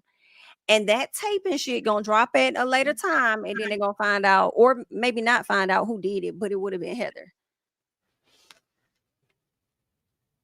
We're gonna find out. We're gonna find out. Well, with that being said, I would love for us to take a look at the trailer for Mary Cosby's fucking cult documentary coming out on TLC. Mary Cosby is the villain that you love on The Real Housewives of Salt Lake City. Mary's the pastor of Faith Temple Pentecostal Church. I'm chosen. Mary being married to her step-grandfather was the only thing that people could talk about. This was the reason that people were watching the show. He was saying that God was telling him to marry my sister. Next thing you know, she's in his house and they're doing God knows what. You married your grandpa, and that's it. I absolutely believe that Mary and Robert are running a cult. In the eyes of the Faith Temple Church, she is God. But you ain't coming back unless you come for me. I go down. What's up, man? I'm coming through dark. You destroy your family to put Robert and Mary first. Mary's kink is money. If you have skeletons in your closet, you better not join a reality TV show. Like a coffee would do. What do y'all think that you are actually getting away with? It's time for people to know the truth. The Cult of the Real Housewife. A TLC special event premieres Thursday, January 1st at 8. Okay. Don't be willfully obtuse, Cali girl. Okay. Talking about how is Mary running a cult when her church is not even open. It might not be open now, but it has been open. I don't know, but I'm just saying, like, the church was open. There's footage of the church being open. Don't made a documentary about it. It not being open right now doesn't mean that it's not a cult. Most churches are cults, to be honest, the way they operate surrounding money and influence over the, parishioners. It is very much, worship me and give me your money. And that's how Mary has been moving, but I think that's also how her grandmother moved. I think that church was like an inheritance, and I think that man was attached to the inheritance. And so it was just like whoever wants the church has to be with him. That's what it felt like. I don't know why the grandmother did it like that. Maybe the grandmother was extremely male identified and didn't really like her girl children. I don't know. But she married a man that was younger than herself. And then when she died, I guess said that I want to leave my husband and my church to my granddaughter. Weird ass shit. I don't know if it's. Okay. To your point, I think that a lot of churches are ran similar to cults. I don't know how far on the cult scale their church is from, or how it differs from other churches. Like, just looking at these clips and listening to what they're saying, I'm not hearing anything that's like really having me shook. Like, even when they showed the lady pass down in church, they do that all the time. Catch the Holy Ghost. They do that in all types of churches. So that you remember they had stories about her and taking people's money, and people like, mortgaging their house to give her money and all of that type of shit. Right, because she has the lending companies, the daycares, the radio stations, all of that. So I think that a lot of churches are ran that way, but I think what they're going to expose is not anything different than what majority of churches do. The only thing I will say that makes me raise my eyes is when they showed the picture of her grandma with Jesus in the church, and the Jesus was white. I have to say, it's something that's equivalent to having bad eyebrows for a black church to have white Jesus everywhere. So I do think where there's smoke, there's fire. I just don't know how much. I'm thinking about that. Whenever people do this, whenever they put both hands up, not, you know what I'm saying? Not one, both hands. Whenever they put both hands up, like they, you know what I'm saying? Like they receiving it through their hands, I automatically get the creeps. I do that though. I do that. You black, so I probably wouldn't have the same response. Whenever I see a group of white people with their hands up like this, automatically grossed out, scared. I'm scared. I don't know what's happening here. Sorry. Can't get jiggy with it. White people scare me, and they especially scare me when they're in a group think thing that like happens in churches. It gives string up from a tree vibes to me. Whenever y'all got y'all hands up like this, y'all just gonna turn around and look at me, and then I gotta run. But I do feel like people feel like y'all picking on the black lady. And I feel like, no, I don't think so. I think they do a whole bunch of documentaries about Mormons and a whole bunch of other crazy white people that do this same shit. I would like to see black women in spaces of power all over the place, even in terrible places. And cults as well. Who said close those doors? Close those doors. Who was that said they need to investigate him? Who was that? Marvin Sapp? Was that Marvin? That was him. I said, close those doors. I think that may have been him. What's been going on over there at Child Church? I am interested to see, like, the thing that, I love cults, missing people. Like, that's my thing, my Scorpio mystic. I love it. The thing that I want to know is how did a black woman come to this, rise to power to be able to get people to sign over their mortgages, to do the radio station, they like laundromat? How? That's what I want to know. I don't give a fuck like that is done. She's polarizing as fuck. And I think that she learned from whatever the grandmother was doing. But like you could tell when she gets up there, there's even like a clip of her, like, on the pulpit and all of that in this upcoming season. And the way she talks, like the speech and the way she builds up and the energy and all of that. Yeah, people get all excited about that. All you need is somebody that knows how to orate. She on the ground, on her knees and all of that. That's all she got to do is get up there and do that, and people will praise her. Like that's just how a lot of that shit go, especially in Utah. I think everybody has like a cult susceptible mindset out there because in general, everything is very cult-like.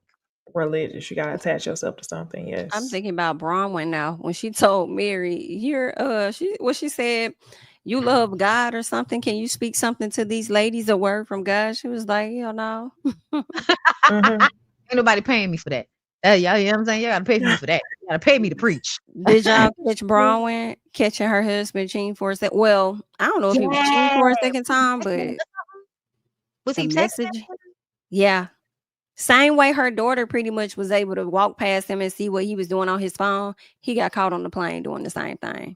Heather has a Scientology show too. I wanted to mention that. She has a Scientology show they've been showing. I need to go watch it. Scientology. Yeah, okay. Yeah, not Scientology, Mormonism. I'm sorry. Yeah. Same thing is how they did with Leah Remini and the Scientology. They're doing it with Heather and Mormonism, where she interviewed Mormons and they talk about what they went through and all of that. That's why it made me think of it. But yeah, because I want to watch that. But it's something that I wanted to. Oh, Bronwyn. Yeah, I ain't gonna lie, y'all. I feel like, so we understand if an older man is with a younger woman, that him having a lot of money is the reason why that woman is there. And him being older means that he has old wrinkly balls, right? Which means at some point she's gonna have to like bite the fact that I'm not really that into you physically, and I'm gonna be into you physically, even though I'm not really into you. You're gonna have to be annoyed by the fact that I'm younger and I'm a woman, and you may not always be into the things that I'm into, but you're into me physically. I'm not into you physically. So we're gonna have to like give in these spaces. Whenever these niggas decide they're gonna stop giving in that way, because to me, that's what's happening with Brown and her husband. He's decided that he's so aggravated with her, he's now gonna get back in the I'm the dominant man, I'm making all of the money, I'm gonna pull your strings type of thing. And this is when Brown would stop crying and acting like a punk and be reminded this is an old ass man. And you are still a younger, more attractive woman. And you have to remind this old ass nigga that, yeah, you might have money and all of that, but you still old and you still have old balls and an old dick. And I have to tug and pull and I have to do a whole bunch of shit. I'm not being satisfied in that way. So you don't get to sit up here and eat my motherfucking maraschino cherry and talk to me crazy just because you got money, because you still got old balls. I just think she needs to like remind him of that, because he just be being mean to her. And I just always feel like I don't like when beautiful women sit there with either ugly or old men and they just talking to him crazy. I don't like that. Yeah, she got a, I don't know. She got, I don't know what Brown would need to do, but every time I see her and Todd and how she shows up when he comes at her, and it just made me think of her parents. I feel like she tenses up, like she disappoints him, same way she disappoints her parents. And it's like she don't have much of a voice with him, like she don't with her mom and them. So I don't know. I don't know. I want her to get that same energy she be having about Lisa and them. I want her to get it with Todd. But I also want her to get into a divorce attorney's office just to learn what her options are. Because I feel like, I know you're not ready to leave Todd, but it doesn't mean that Todd won't be ready to leave you at some point. All because I think Todd probably gonna get tired of you being on this show, and you doing this show sounds like your way out from this marriage just a little bit. So just make sure you covered, girl. And he didn't get a prenup, but it don't mean he won't fight tooth and nail. So Right. but So I don't think you should leave before he finished taking care of your parents. hello. And I think that's probably a part of it. Like, that's why I say you have to remind him, and you might have to be a little mean sometimes and stop like crying and just kind of taking it. Because a lot of times when women don't fight back, the men just keep and keep and keep. And sometimes you got to back them up off you. You go in on their ass and make them feel bad a little bit. They might get their feelings hurt, but they'll eventually get over it, Another thing Bronwyn talked about with Whitney, it was her saying how she I would love to come back at the girls when they come at me with stuff, saying, I know I picked her for him, or he can go and be with somebody else and that's fine, or we could do it together. It just still gave like a bit of it gave like pleasing him. And it's like, what you want out of this? Like, do you really want to have an open situation just to have something to fire back at the ladies, or do you want this for your own happiness as well? Because it don't seem like, if he sits in the restaurant with you and he just seems like he's annoyed with you, I already know y'all not hunching, y'all not doing none of that. He don't even want to sit down and talk to you. And I see him. Like, I'm gonna tell you, he probably acting like that because he can't hunch her. You know how niggas be like mean to you because they embarrassed that they can't really fuck you, and instead of feeling bad about it, they act mean towards you to make you feel bad about how they can. That, I feel like that's what's probably like going on, because the way he was just the way he ate that lady cherry that one time after she just said, I hate that you do that, and he did it anyway, like just to be mean. I'm like, yeah, you somebody that tried to fuck her recently and couldn't get it up, or couldn't stay hard long enough, and now we got to deal with you being upset about it. Ugh. Can you just imagine nasty old body? Like, ugh. No, if she want an open situation, it's because she wants to have sex that's actually pleasurable to her. Like, the fuck? Anyway, now with eye contact. My God, on today. But Real Housewives of Salt Lake City is actually really good. We're enjoying it. Did y'all see All Her Fault?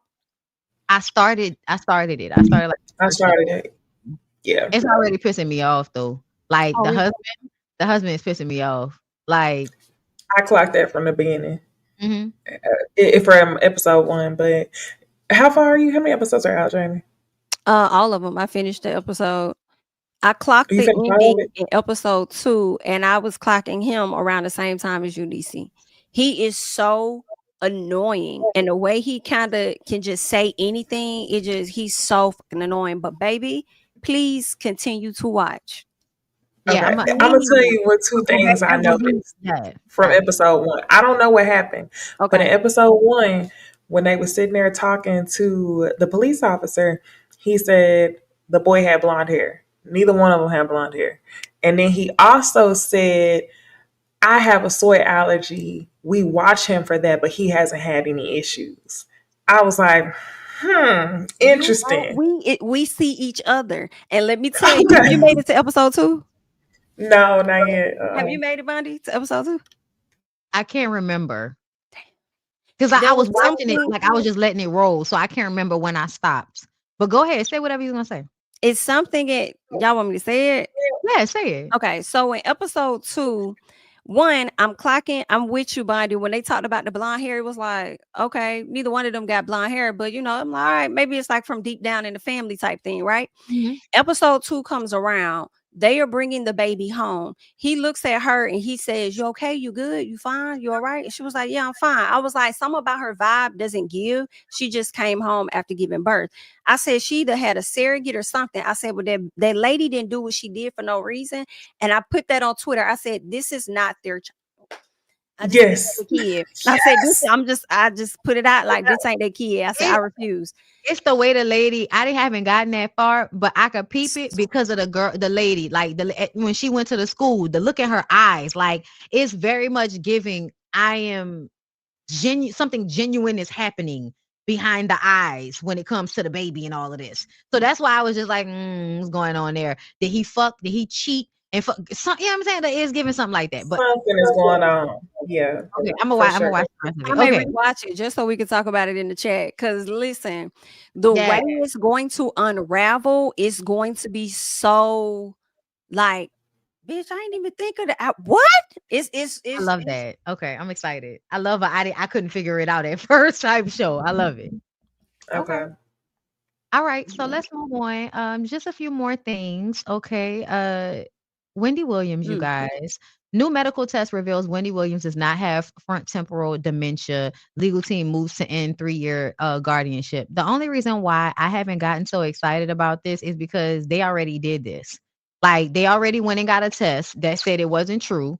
And then they threw it out and acted like it didn't fucking matter. So even though they've done it again, I'm like, I'm going to wait until something actually moves with a guardianship to get excited about it.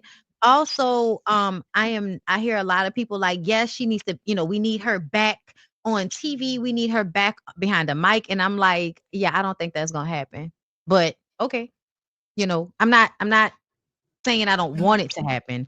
I'm saying that I don't think it will happen.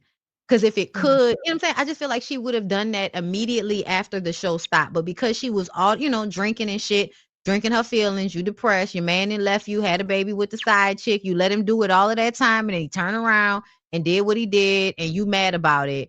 And, she, I think, self-sabotaged herself in years where she really had the space to fly because Kevin was really stopping her from doing a lot of shit. And so to me, she had the time. The time was already there to move, to grow, to really like fly. And instead you decided to be drinking and crying about that nigga, huh? I thought they talked about her doing a podcast at one point. They did, and it never happened because she don't have dementia, but I think she is still very much an alcoholic. And I don't think that she's firing on all cylinders anymore. She may not have dementia, but I do think she is at a lesser capacity ever since that October show, that Halloween show where she had that moment and shit was like, and all of that. I think, what was that? 2015? I think that was 10 years ago already. I feel like it was. So I don't remember correctly. I just know I was in LA when it happened because me and my sister was like, did you just see that? Like, yes. So yeah, I don't know. I feel like, I don't know if it's ever going to get back because if it could, I think it would have happened already. And I think even in the times where we've seen her on these documentaries, even if she doesn't have dementia, she's still not right to me when I see her like during these documentaries. Yes, she has moments when she's speaking and she sounds coherent like her regular self, but that doesn't mean she can actually do a show because we get certain moments of clarity, Mm-hmm. Yeah, I don't see this going anywhere. And she did have this test before, but I wonder who she had this test with this time. Did she go and get the test with the actual like judge ordered doctor? Because I think the first time it was with whoever whenever I think she concocted that scheme to get out of that room, got the ambulance and stuff. So I wonder who she got it with this time. But I still do believe there was a scheme set up by them, Wells Fargo and others, to come in and take her money, because that's a common thing that they do with guardianships up there in New York in that area. I mean, they do it in a lot of places. They'll take advantage of elders that have money. And that I definitely believe happened to her. But now that you're in it, it's gonna be a struggle to get out. Like, I don't know. And the worst thing, what I would hate is for her to keep her in there, not telling her family anything, and then when she's passed, it's the situation like, oh, here you go, you can go pick your mother up from over here. You can come get her things from over there. Oh, Because that's goodness. legit how some of the guardianships or the guardians have done to like people who family aren't even famous like that. You Right. know, they've sold their property and made profit off of their property. You didn't even put in on putting on this mortgage or nothing, and you sold the property and you benefited off of it.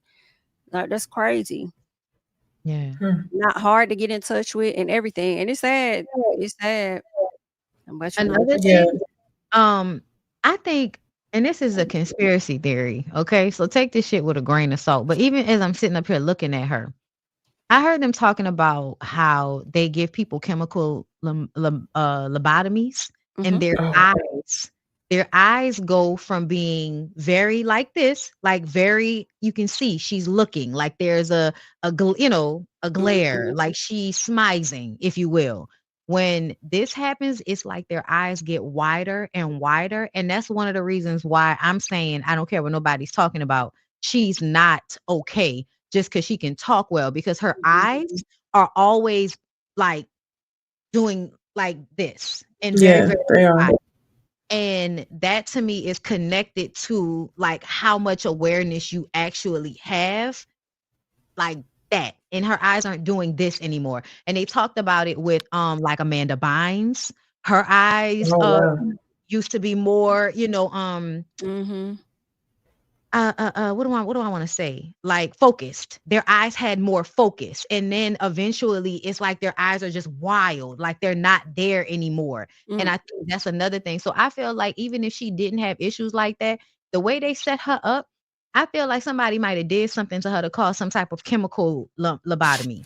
Where I wonder if that's a factor of some type of mental illness, though. If they have the same mental illness, like I wonder if it's not dementia, but it's something else. Could be. Could be. Like, child, anything is possible. I'm just throwing, pasta at the wall. But I do feel like, and it's not just that, y'all. It's not just, her eyes are, no, it's not just the thyroid, y'all. People have thyroid issues. Like, even because my cousin had it. So that's not what I mean, y'all. It's not just that the eyes are bigger. It is the way they focus. Like, even like they in space type. They don't look there. They look AI as fuck in real life. That's what I mean. Like, it's not the graves and the thyroid, because that she been had that. She been had that, and her eyes were starting to kind of like do that like earlier on. No, this what I'm talking about is how sometimes it's like, yeah, she's not like there. I know exactly what you're talking about. Yeah, vacant behind the eyes. Thank you. Oh, that's a perfect explanation. Yes. And that's what I mean. It's not the Graves' disease. It's not her, because other people have that and their eyes are not like that. For instance, yes, Missy Elliott, another person whose eyes, TC Carson, Kyle Barker from Living Single, his eyes had that same issue. And still, it's not like that. It's not the same. Yeah, it's not. That's not what I mean, y'all.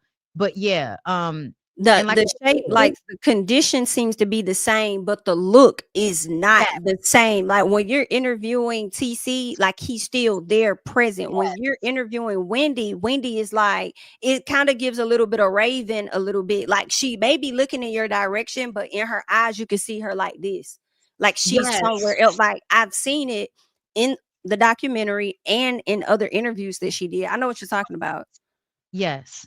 So that's why I feel like we're never gonna get that version of her back, and everybody needs to just hope that her life can be made as comfortable as possible, for her to be as comfortable as possible. And if she gets to a point where she want to pop out every now and and then when she is in a good space, great. But like somebody said in a comment, anybody trying to make this lady get behind another microphone in a chair is just trying to exploit her at this point. I also think back to the guardianship, because I think they're disgusting. I think they're beneficial for some people, but then also not many. I feel like maybe one of the things to do, I don't know, I'm thinking put pressure on like representatives and Senate people to investigate these guardianships, because it just be sketchy stuff, especially when you see the judges that assign certain things and then finding out who's getting put over guardianships and then learning about who has paid money towards a campaign or something that person has as far as the judge. Like, it's just, I'm thinking about Britney Spears. I was thinking about that shit I saw today. The president and his weird ass wife got up there talking about them doing some type of foster care system. Who? The president and what's that lady name? Melania Trump. I just saw a story today where they were talking about fostering and them supporting for, and I instantly got like, I was like, so that y'all can have people that paid y'all to foster these children. Cause let me see if I could find the, cause I didn't save it. Cause like I don't be trying to save nothing with them people on it. But when I saw her talking about it, I instantly thought to myself, oh, so this is a way for y'all to traffic more children. Cause I that's think all I heard. yeah, because this is what I think they're doing when it comes to the immigration Boom. situation. And we on the same page. Mm-hmm. Yeah. That's why y'all pulling people off the street. That's why y'all don't want to make it to where it's people that we can actually identify. It can be any old body in an unmarked vehicle with any type of, military gear that you could buy at a fucking Walmart, snatching people off the street. And I think they're doing it purposefully so that it will make it easier for people to be slipped into trafficking and no one will really know the better. You Not know what I'm only saying? that, to be experimented on. That too. Oof, I'm mad that I can't. Did y'all hear about? I can't even speak on it because I don't know. It's some video about there's a plant in Hawaii where Elon is testing Correct. something. Do you know what I'm talking about? Did you hear him say what you found out about it on TikTok? I think did I send it to y'all about the brain chips and shit? I don't think so. Girl, there's a girl that is on TikTok. Redhead. Yes. Yeah, the white girl. Yes. Mm-hmm. And they saying protect her. Yes. Yes. They done kicked her off TikTok. I followed her Substack though. Yes, girl. I don't, y'all. When I tell you, They every didn't time kick her off, they banned her monetary or something like that. A monetization. I still be seeing her. So she still might be there, but she may not be able to get monetized. Yeah, because her last thing that she talked about when it came to Larry Ellison and her digging into him and stuff, and him sitting up there talking about everybody's gonna be on their best behavior or something. I guess like with the digital currency, digital ID or whatever the case is, some weird stuff. And her talking about Neuralink, the company he owns, and how everything is intertwined. Yeah, they shut off her. I think they kicked her out of the creator program. Bruh, shit is wild. Do you hear me? Shit is fucking wild. I'm mad I can't find Melania weird ass talking about it. But there were so many people in the comments and they were just like laughing at the way she sounds. I'm like, y'all are not even paying attention to what's happening. This is very much given like you want to be able to, traffic people. They pay y'all and they get special dibs on foster homes and y'all put kids into the homes of predators, especially considering like who, the president is being, here it goes. Here it goes.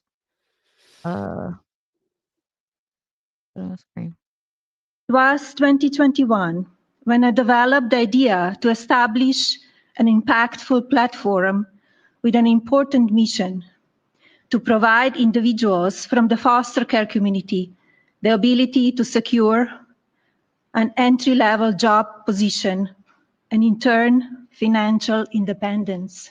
Not intro. It was 2021 when I developed the idea to establish an impactful platform with an Yeah, that's all she said. But when I see foster care and executive order, Yeah, that basically tells me that people are gonna be paying y'all to have access to foster kids. Like, that's what that sounds like to me. Let me see. I'm trying to find the redhead girl. Do y'all It's remember her Dre. name? It's Dre, Drey.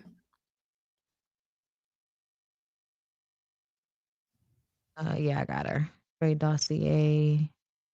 All right. So here she is. Let me see. I don't even know which one girl. Maybe this one. Okay. Yes, any one of those. Regulatory approvals. So this is not something that we're just doing by ourselves without government oversight. We work closely with the regulators every step of the way. We're very cautious with Neuralinks in humans.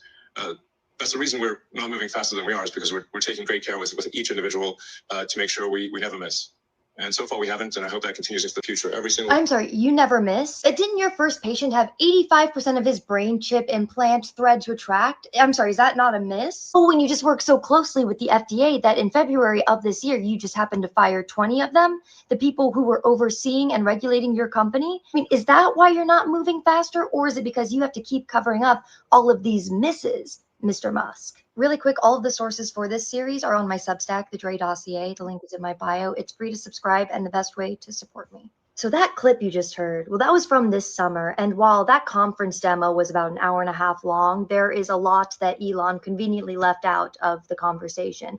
Things that Neuralink doesn't really want you to know. So let's get into it. Remember in part 2 when all of those founding scientists had left? Well, by August of 2020, only 3 of the original 8 had remained. So what was it that they saw that made them so uncomfortable that they had to leave? Well, the physicians committee responsible for medicine had to sue Neuralink in 2021 to find out. They had retrieved over 700 pages of veterinary records from UC Davis, which is where Neuralink did their animal testing from about 2017 to 2020. What they had found in those records was bad. It was horrific. And before we get into the depths of these animal trials, I think it's important to understand what this chip is, how it's implanted. Neuralink's brain chip is about coin size. It's like the size of one of these squares here. And what they do is they use this robot that cuts a hole in your skull, and then they implant thousands of tiny little wires through your brain tissue. And all of those tiny wires pick up all these signals from whenever your brain thinks about something like moving. And then the chip sends all of those brain signals wirelessly to a computer, in which that turns into data. Your computer organizes it, and then those thoughts become commands. The dream is that paralyzed people can control computers with their brains, but the reality is that it's a lot of metal and electronics that are pushing against your brain tissue, and you have this big battery now in your skull and a permanent hole in your head. Like I said earlier, out of 23 monkeys that had gotten Neuralink's brain chip, at least 15 of them had. Now, these monkeys suffered greatly. I'll spare you the details, but Bloomberg and many others did incredible reporting on this, and I recommend going to read that. The details were disturbing enough that the PCRM had filed a complaint with the FDA for 9 violations of the Animal Welfare Act. Now, it's important to note that other companies who were working on similar trials, like Synchron and Precision Neuroscience, they were not seeing death rates like this from any of their animal trials. So this was not just a case of the unfortunate reality of trying out medicine on animals first. Something was being rushed at Neuralink, and the scientists saw it happening, and that's why they left, I think. In early 2022, when Neuralink approached the FDA to ask for approval, they, of course, said no. I mean, Neuralink needed to be able to answer questions like, what if the lithium battery overheats in someone's skull? What if the wires migrate to other damaged parts of the brain? Or can you even remove this chip without destroying parts of the brain tissue? I mean, these were all fair questions that Neuralink couldn't answer. So then after 14 months go by, in May of 2023, Neuralink applies to the FDA again to start human trials. And this time the FDA gives them the green light. Did they fix these problems? I mean, we assume so, but Neuralink doesn't release any of their trial data or publish any detailed information. And this is the problem. They don't do peer-reviewed studies. The whole approval process is always happening behind closed doors. And maybe the FDA did their job. And we hope so. Maybe Elon Musk fudged the numbers. We hope he didn't, but we won't know. And then in January of 2024, Elon Musk tweets out that Neuralink had just implanted their first brain chip in a human patient. That's right, someone just had experimental brain surgery, and we find out through X. Yeah, what better way to just throw your middle finger up at the scientific process than to just tweet out all of this kind of information? Sure. Sure. And then shortly after comes the big reveal where Neuralink does a live stream and we get to meet the first patient, Nolan Arbo, and we get to watch him play chess with his mind, just thinking and the cursor moves. The whole world is watching and the media goes crazy, and this looks to be what the future might look like with science and technology and medicine. Except there were some pretty big pieces of information that Elon had omitted from that presentation, because Bloomberg had later uncovered that in the weeks after Nolan Arbo's surgery, that 85% of those electrode threads in his brain had in fact retracted. Yep, that's right. The wires that were in his brain and supposed to be reading all of his brain signals had just pulled away from the tissue completely. Arbo had told reporters that his brain had shifted inside his skull up to 3 times more than Neuralink had expected. Oh, but by the Okay, I want to pause right there because I honestly I kind of love that. It sounds like the brain was like, "No, this is not good for me. I'm going to move myself in your head." Like the brain decided to move itself away from the prawns that were sticking inside of it. So to me, I just kind of feel like that's even more confirmation that like the brain does not want to be fucked with in that type of way. I'm going to let her finish. Time of that presentation, he was fine. So what had they done to fix this massive failure with the brain chip? Well, they decided to fix this in the most Elon Musk way possible by treating a hardware problem with a software solution. That's right, they just decided to tweak the software in this man's brain. This way, they didn't have to spend more on these chips or actually implementing this process correctly. They could just make the algorithm more sensitive to work with the 15% of threads that were still remaining in his brain and functioning. It's straight out of the Tesla playbook. I mean, why spend more money on expensive, stupid hardware for your cars like LiDAR systems and cameras for self-driving when you can just make AI compensate for that? Move fast, patch it in software, and keep the show running. It works great for Tesla if we ignore all of the crashes, and it'll probably work great in this instance too if we ignore the fact that this is literally inside somebody's head. So let's jump ahead to December of 2024 because this is where things start to get interesting. After years of complaints over the animal trials and all of the scientists leaving over safety concerns, it looked like someone was finally going to hold Neuralink accountable. The SEC reopens an investigation, and the FDA had sent a letter to Congress about the objectionable conditions at the California facility. And the USDA Inspector General Phyllis Fong starts investigating the animal welfare violations. Finally, for the first time in a long time, it feels like maybe something is finally going to happen and Neuralink is going to suffer for the things that they had made these animals suffer through. But then Trump gets inaugurated into office on January 20th of 2025. And almost immediately, he appoints Elon Musk to lead something called the Department of Government Efficiency, which means that the guy whose company is being investigated by federal agencies now has influence over those same agencies. And 7 days after Trump takes office, Neuralink announces that they are expanding human trials into Miami, Florida. He also fires 17 different inspector generals, one of them being Phyllis Fong. Yes, that Phyllis Fong. And this queen does not go quietly. She refuses to leave her office. The security had to physically remove her from the building. And she fought them the entire way, saying that this firing was illegal, which I happen to agree with, but it doesn't matter because then, poof, she's gone. Just like that. And then in February, DOGE just keeps cutting people from the FDA, about 20 people from the Office of Neurological and Physical Medicine Devices, which is the exact office that oversees brain chip computer companies like his own. People are being locked out of buildings and paperwork's being stolen by these interns and everything is crazy. And then all of a sudden, everything goes quiet. And you look back on it and you see the Inspector General who is investigating the animal testing is just gone. The SEC investigation, silent. And in the whirl of Elon Musk's chaos, every door that was starting to open just closes. Just like that. And they continue to expand their human trials. And by September of this year, they've now implanted 2 patients in Toronto. They have at least 8 or 9 in the US. And by November, they're now claiming to have between 12 and 13 different people who have these chips in their brains. Think about it. You've got all of this happening faster than anybody ever expected. And now there's no one left to ask questions. Well, almost no one, because hi, hello, you've got people like me out there who just so happen to have a lot of questions, actually. Now, when it comes to the patients, well, I've been doing a deep dive on them for the past week, and there's an inconsistency of the response from these patients. Some of these patients are really public about it, posting on social media, talking about how much this technology has helped change their lives. And honestly, that's amazing for them. And then there are others, the ones who got announced and then just disappeared. And some of them had social media accounts that just didn't quite make sense, and their history and their background before Neuralink is nearly impossible to track down. And there were one I'm gonna stop it right there. Y'all can go follow her, the Dre Dossier, Dossier. Hold up, let me go to her page so y'all will see it up there. Hold up. Okay, y'all see it up there? Yeah, it sound like Black Mirror. So y'all can go and follow her. But yeah, no, it's a crazy situation. And when she came up on my page, I was like, this is fucking insane.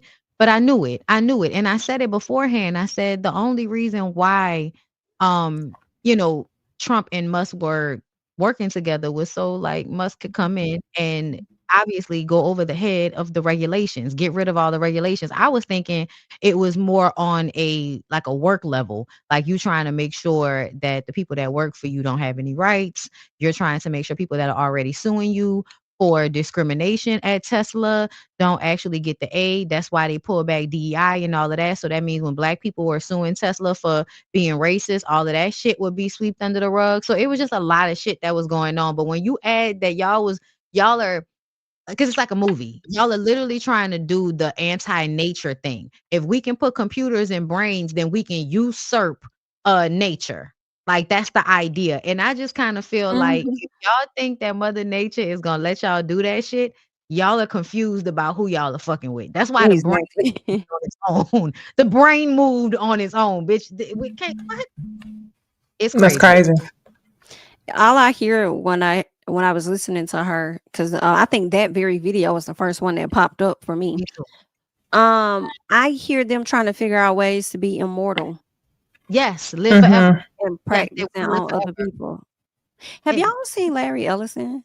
That man, 81 years old, his face so snatched back tight that he looks like he's in his 60s, maybe. No. Yeah, he owns Oracle that also purchased TikTok. Yeah, I heard about that. Let me tell you something. I forgot who that is. What is it, Professor Zhang? Professor Zhang. I have seen him. I follow Professor Zhang like this. I think I don't want to say which Asian he is because I feel like I'm gonna get it wrong. But he's a professor and he's always talking about what's it called, y'all? I hate when I be spacing like this, but not psychology. Talks about the world, education, the whole thing, but he puts it into like a very like easy perspective to understand because he's teaching it to, I think, college students. We never see the students. We always just see him. But one of the things he talks about is the fact that the reason why these oligarchs, like the reason why they want to do it is because they make all of this money and they don't want to die and start over again. They know that when they die, they're going to start all over again and come back into the world different in a different family. They're not going to be able to dictate how they come back into the world. And they've accumulated all of this wealth and they are never going to be able to spend it all. Like when somebody was talking about like a billionaire could not spend all of their money, even if they fucking tried. Like it's so much money. People don't understand the difference between $1 million and $1 billion. Like it's so much difference in money. Like $1 billion, when you stack it all up, is the height of the tallest building in the world. Billie Eilish talking about it, right? Tall, huh? Billie Eilish, she was talking about it during her speech. I think it might have been her that was talking about it in her speech. It might have been. I thought I saw it on TikTok, but you know how once you see shit, girl, you don't remember where you saw it. You just remember what you heard. But it just kind of puts it in perspective for me. Like that's why they're trying to live forever because they've made all of this money and they don't want to die and start over. Like they don't want to have to live by the rules of this realm, which is that, yeah, you have a certain amount of time, but you're gonna die and you're gonna probably come back and not remember anything. And they're trying to like fix that for themselves. And I just kind of feel like, no, I'm a person that doesn't even feel like death is a bad thing because I feel like things should have an end. I feel like there should be a universal equalizer. You know what I'm saying? I think the only reason we value life so much is because it is fleeting, because we know it'll be over at some point. That's why it has all of the value that it has. But, you know, to me, to go against that is like really dark. And on some level, you really don't want to exist if that's how you want to exist. Like, y'all ain't watched vampire like movies and shit like that. Even the vampires be like, all right, bitch, I've done enough. I'm tired. I want to what else is going on? Or enough episodes of Black Mirror. Every season they have an episode about that. You can't, things like that, you cannot manipulate. You can't change. Yeah, Professor, y'all should watch him. If y'all don't watch him, Professor Zhang on TikTok, He is brilliant, and I love listening to him. Because he puts a lot of things into perspective for me that makes so much sense. Like even going back to, the secret societies, and the reason why there are secret societies is so people can hoard wealth and hoard land. And I was thinking about that and how churches are used to do that also, like create. Because when the lady was calling around trying to get Infamil, and it's like, oh, we're not giving it to you if you're not a member of our church. It's like in order to actually get any type of aid, you have to be some type of member. That's also self-abandoning in some type of way. It's weird. It's the world, girl. But yeah, get into Professor Zhang, y'all. He's really brilliant. Okay, so last story is girl Brene and her titties. Okay, so I low-key want to play Cherish's songs to explain it because it was hilarious, but I also don't know if it'll give me a copyright strike, so I'm gonna leave it alone. But basically, let's break it down. Brene is a TikToker with millions of followers. Apparently, she became a millionaire from doing TikTok. She was married to a man named Zavon. Zavon had a cousin named Tim. Tim had a wife named Akira. Akira and Brene, I believe, like everybody grew up around the same area, went to high school together, whatever. So they all started doing TikTok together. I didn't find out until the trial that Brene has a twin sister because I hadn't seen the twin sister. I had only seen the shit with Tim and Akira. But come to find out, Brene has a twin sister. At some point, the twin sister also had a relationship with Tim. And now the story is that Brene really wasn't trying to just take Akira's life, but also prove that she could get the man that everybody says, more attractive twin sister could get. She treats her twin sister very badly. I've seen like a lot of clips, and she's mean to her and rude. And it does come off like you think you're the uglier twin because that's what a lot of people will say. And you feel that way. So you treat her badly, even though you're the one that has most of the money. Brene doesn't have any kids, but Corinne does. And now people believe that Corinne's youngest child belongs to Tim and not her baby daddy, because during the trial, when they pulled up text messages from Tim, they found text messages between him and Corinne. At the same time, Brene is harassing Akira, like to the point that Akira has, like, I believe, like 3 different restraining orders against her.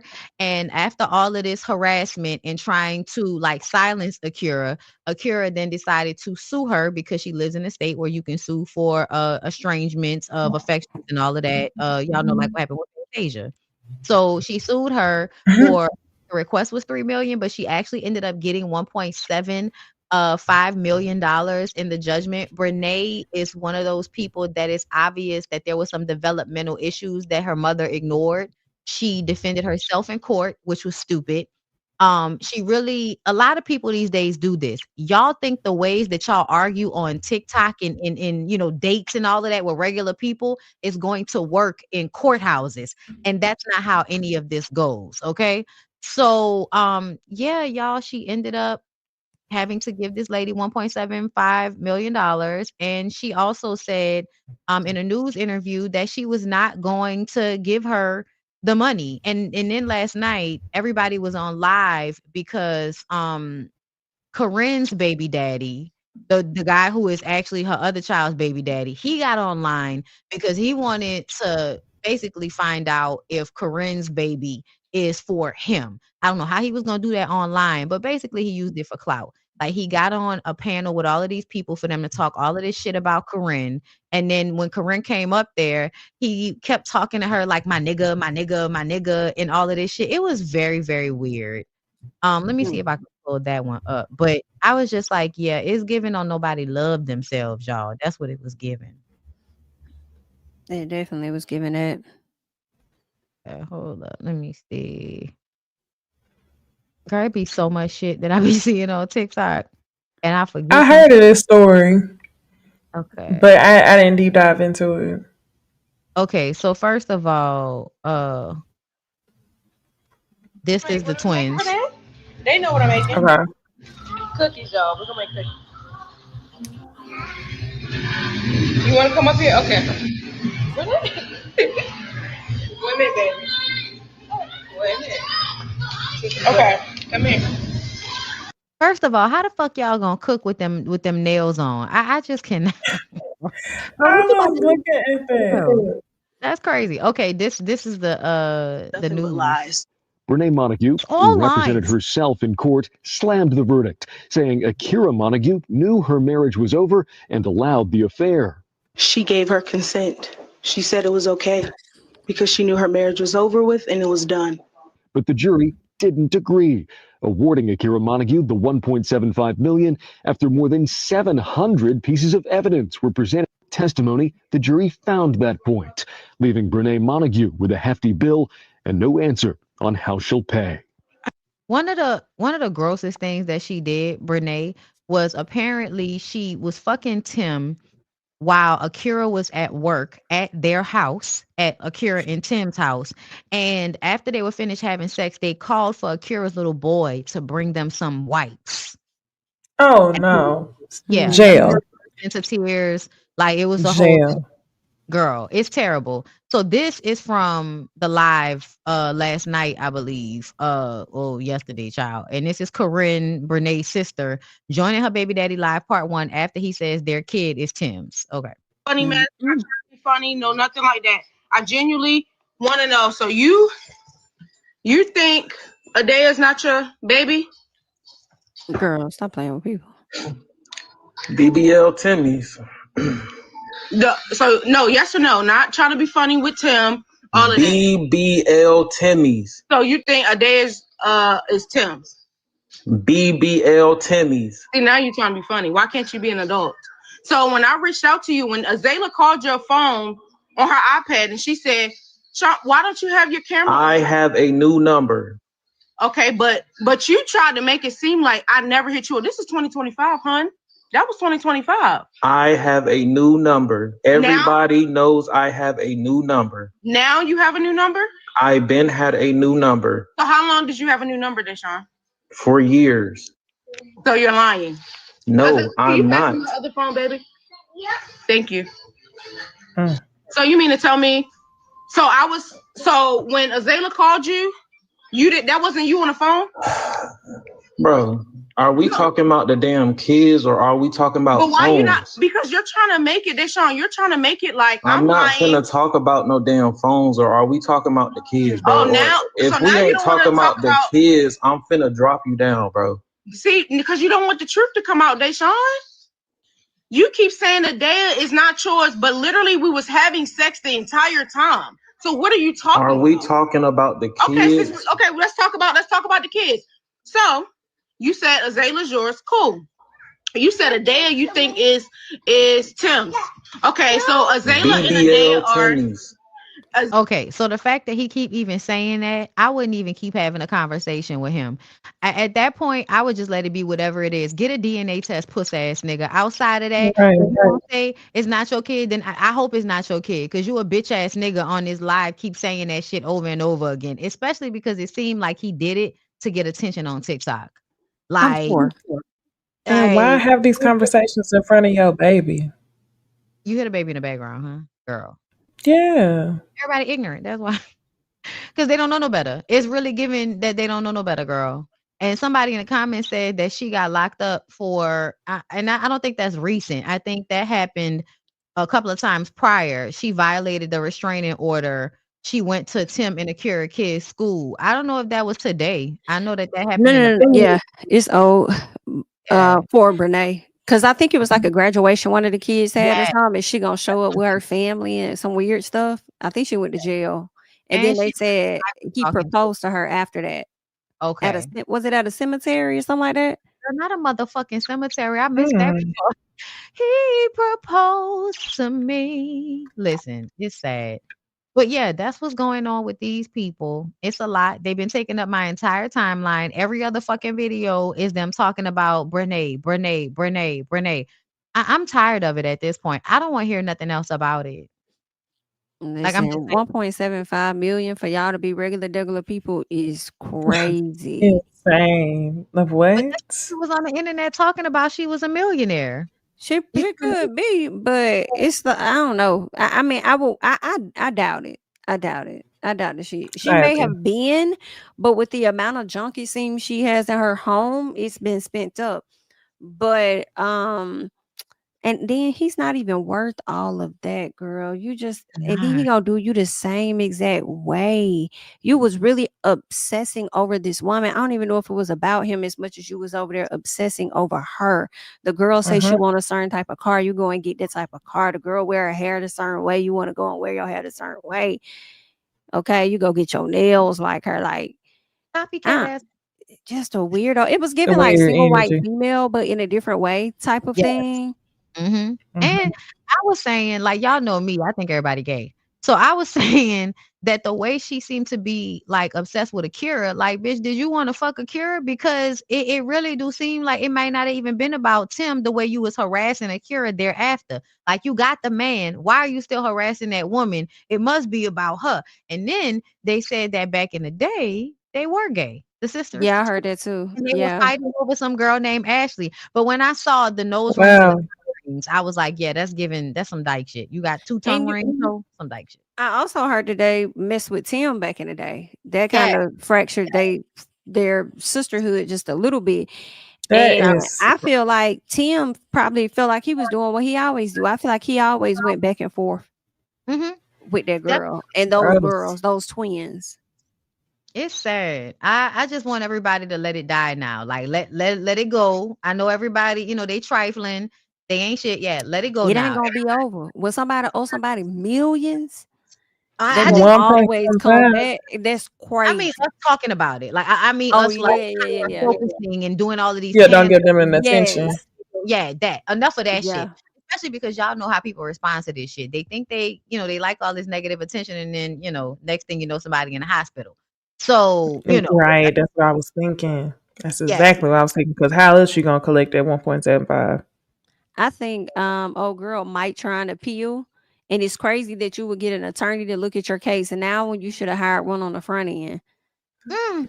That's Look, crazy. that But you a fucking court, millionaire right? though. And any nigga that'll sit up there and let you go through that is crazy. But you know he finna get sued too.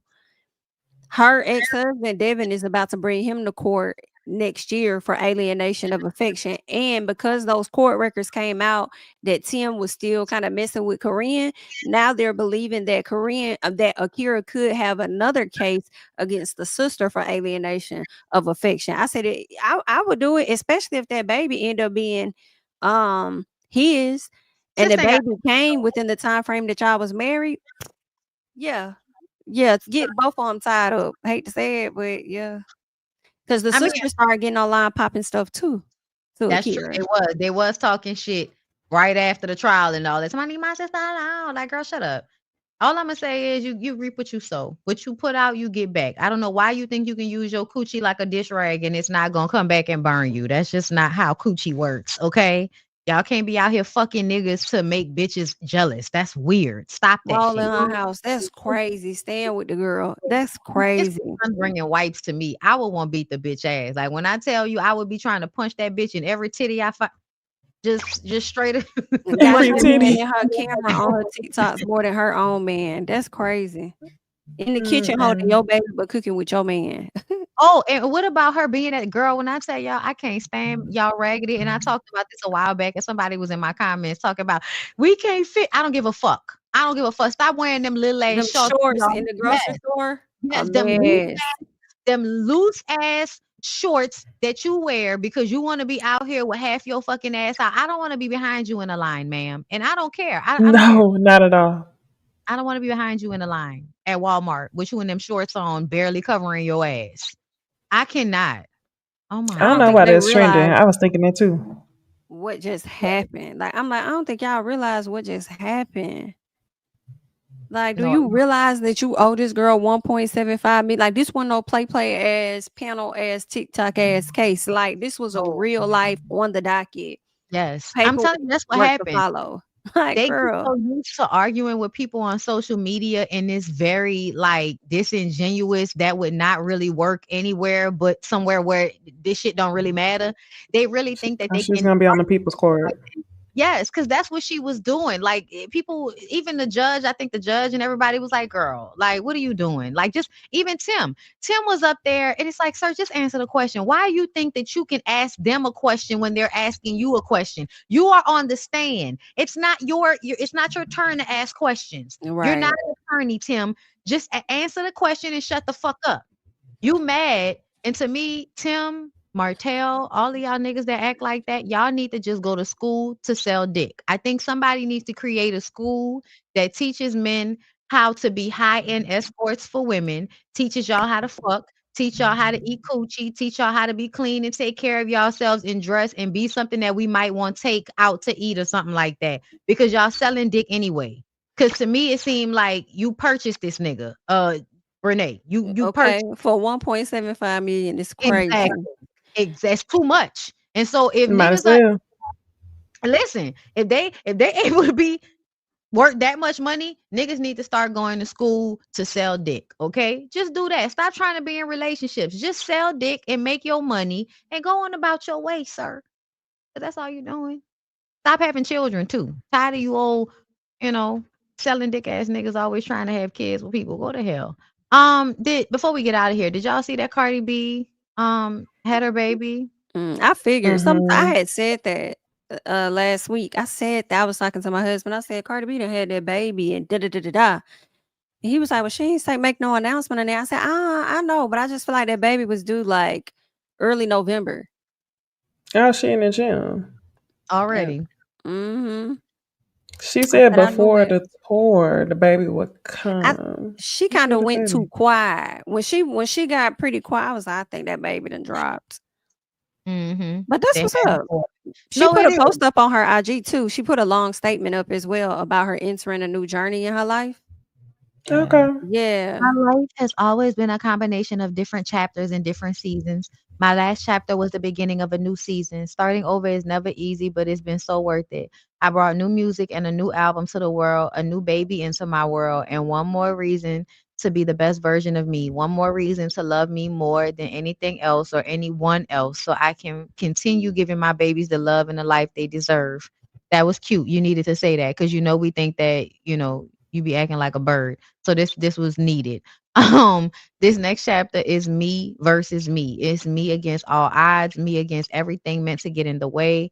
I've started prepping for a tour, getting my body right, getting my mind right. There's nothing that's going to stop me from giving you guys the performance of a lifetime. I've learned, I've healed, and I'm loving the woman I've become. That's what this next era means to me, and I'm stepping into it better than ever. That's what's up. I love that for her. Me too. I'm glad because the man gonna stress her out though. Hello, girl. I feel like she on that high.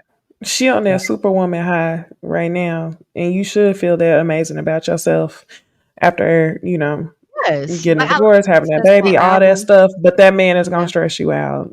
Absolutely. I mean, we just found out like whatever one of the children is his that they just got tested, and then I believe there's another girl that's pregnant right now too. That's what they say. Yep, a new one from last week. Girl, if you think that that's not a stressful situation, but like she said, you loving you, you against you. That means that you're not gonna allow for whatever is going on with him to upset you. You need to have that on your mind because you chose to have a baby with that nigga. So that means you're gonna have to, check your emotions. Because apparently a lot of women did not know that children absorb their mother's emotions and energy within the first 7 years of their life. Somebody, they posted a study that they did, and there was so many women in the comments seeing it as like, oh, that's more mommy guilt. But I'm like, so you bitches didn't know that? Like, like you don't think that how you feel is gonna affect? You don't remember being a kid? I don't know. I guess. Yeah. I remember feeling my mom's emotions very much, and being like really in tune with her when I was young. That's why we were so close, because I was just really in tune with my mom's feelings and knew when shit was going on. So that's why, I'm like, why y'all act like y'all don't know that? So we're going to pray for them. Everybody be okay. I'm sure. Good luck, girl. But anyway, that's all we got for y'all tonight. Thank y'all so much for coming through. Follow us Necey Dixon, Bondy Blue, Jami ThatsMe. Follow us all here on YouTube. Next week, our show will be on Necey Dixon's channel, and we will end on the Wednesday before Thanksgiving on Jami's channel. So y'all make sure y'all locked in, y'all following us and following us on our social media platforms because we're the shit. Okay. Y'all have the rest of y'all night, and we'll see y'all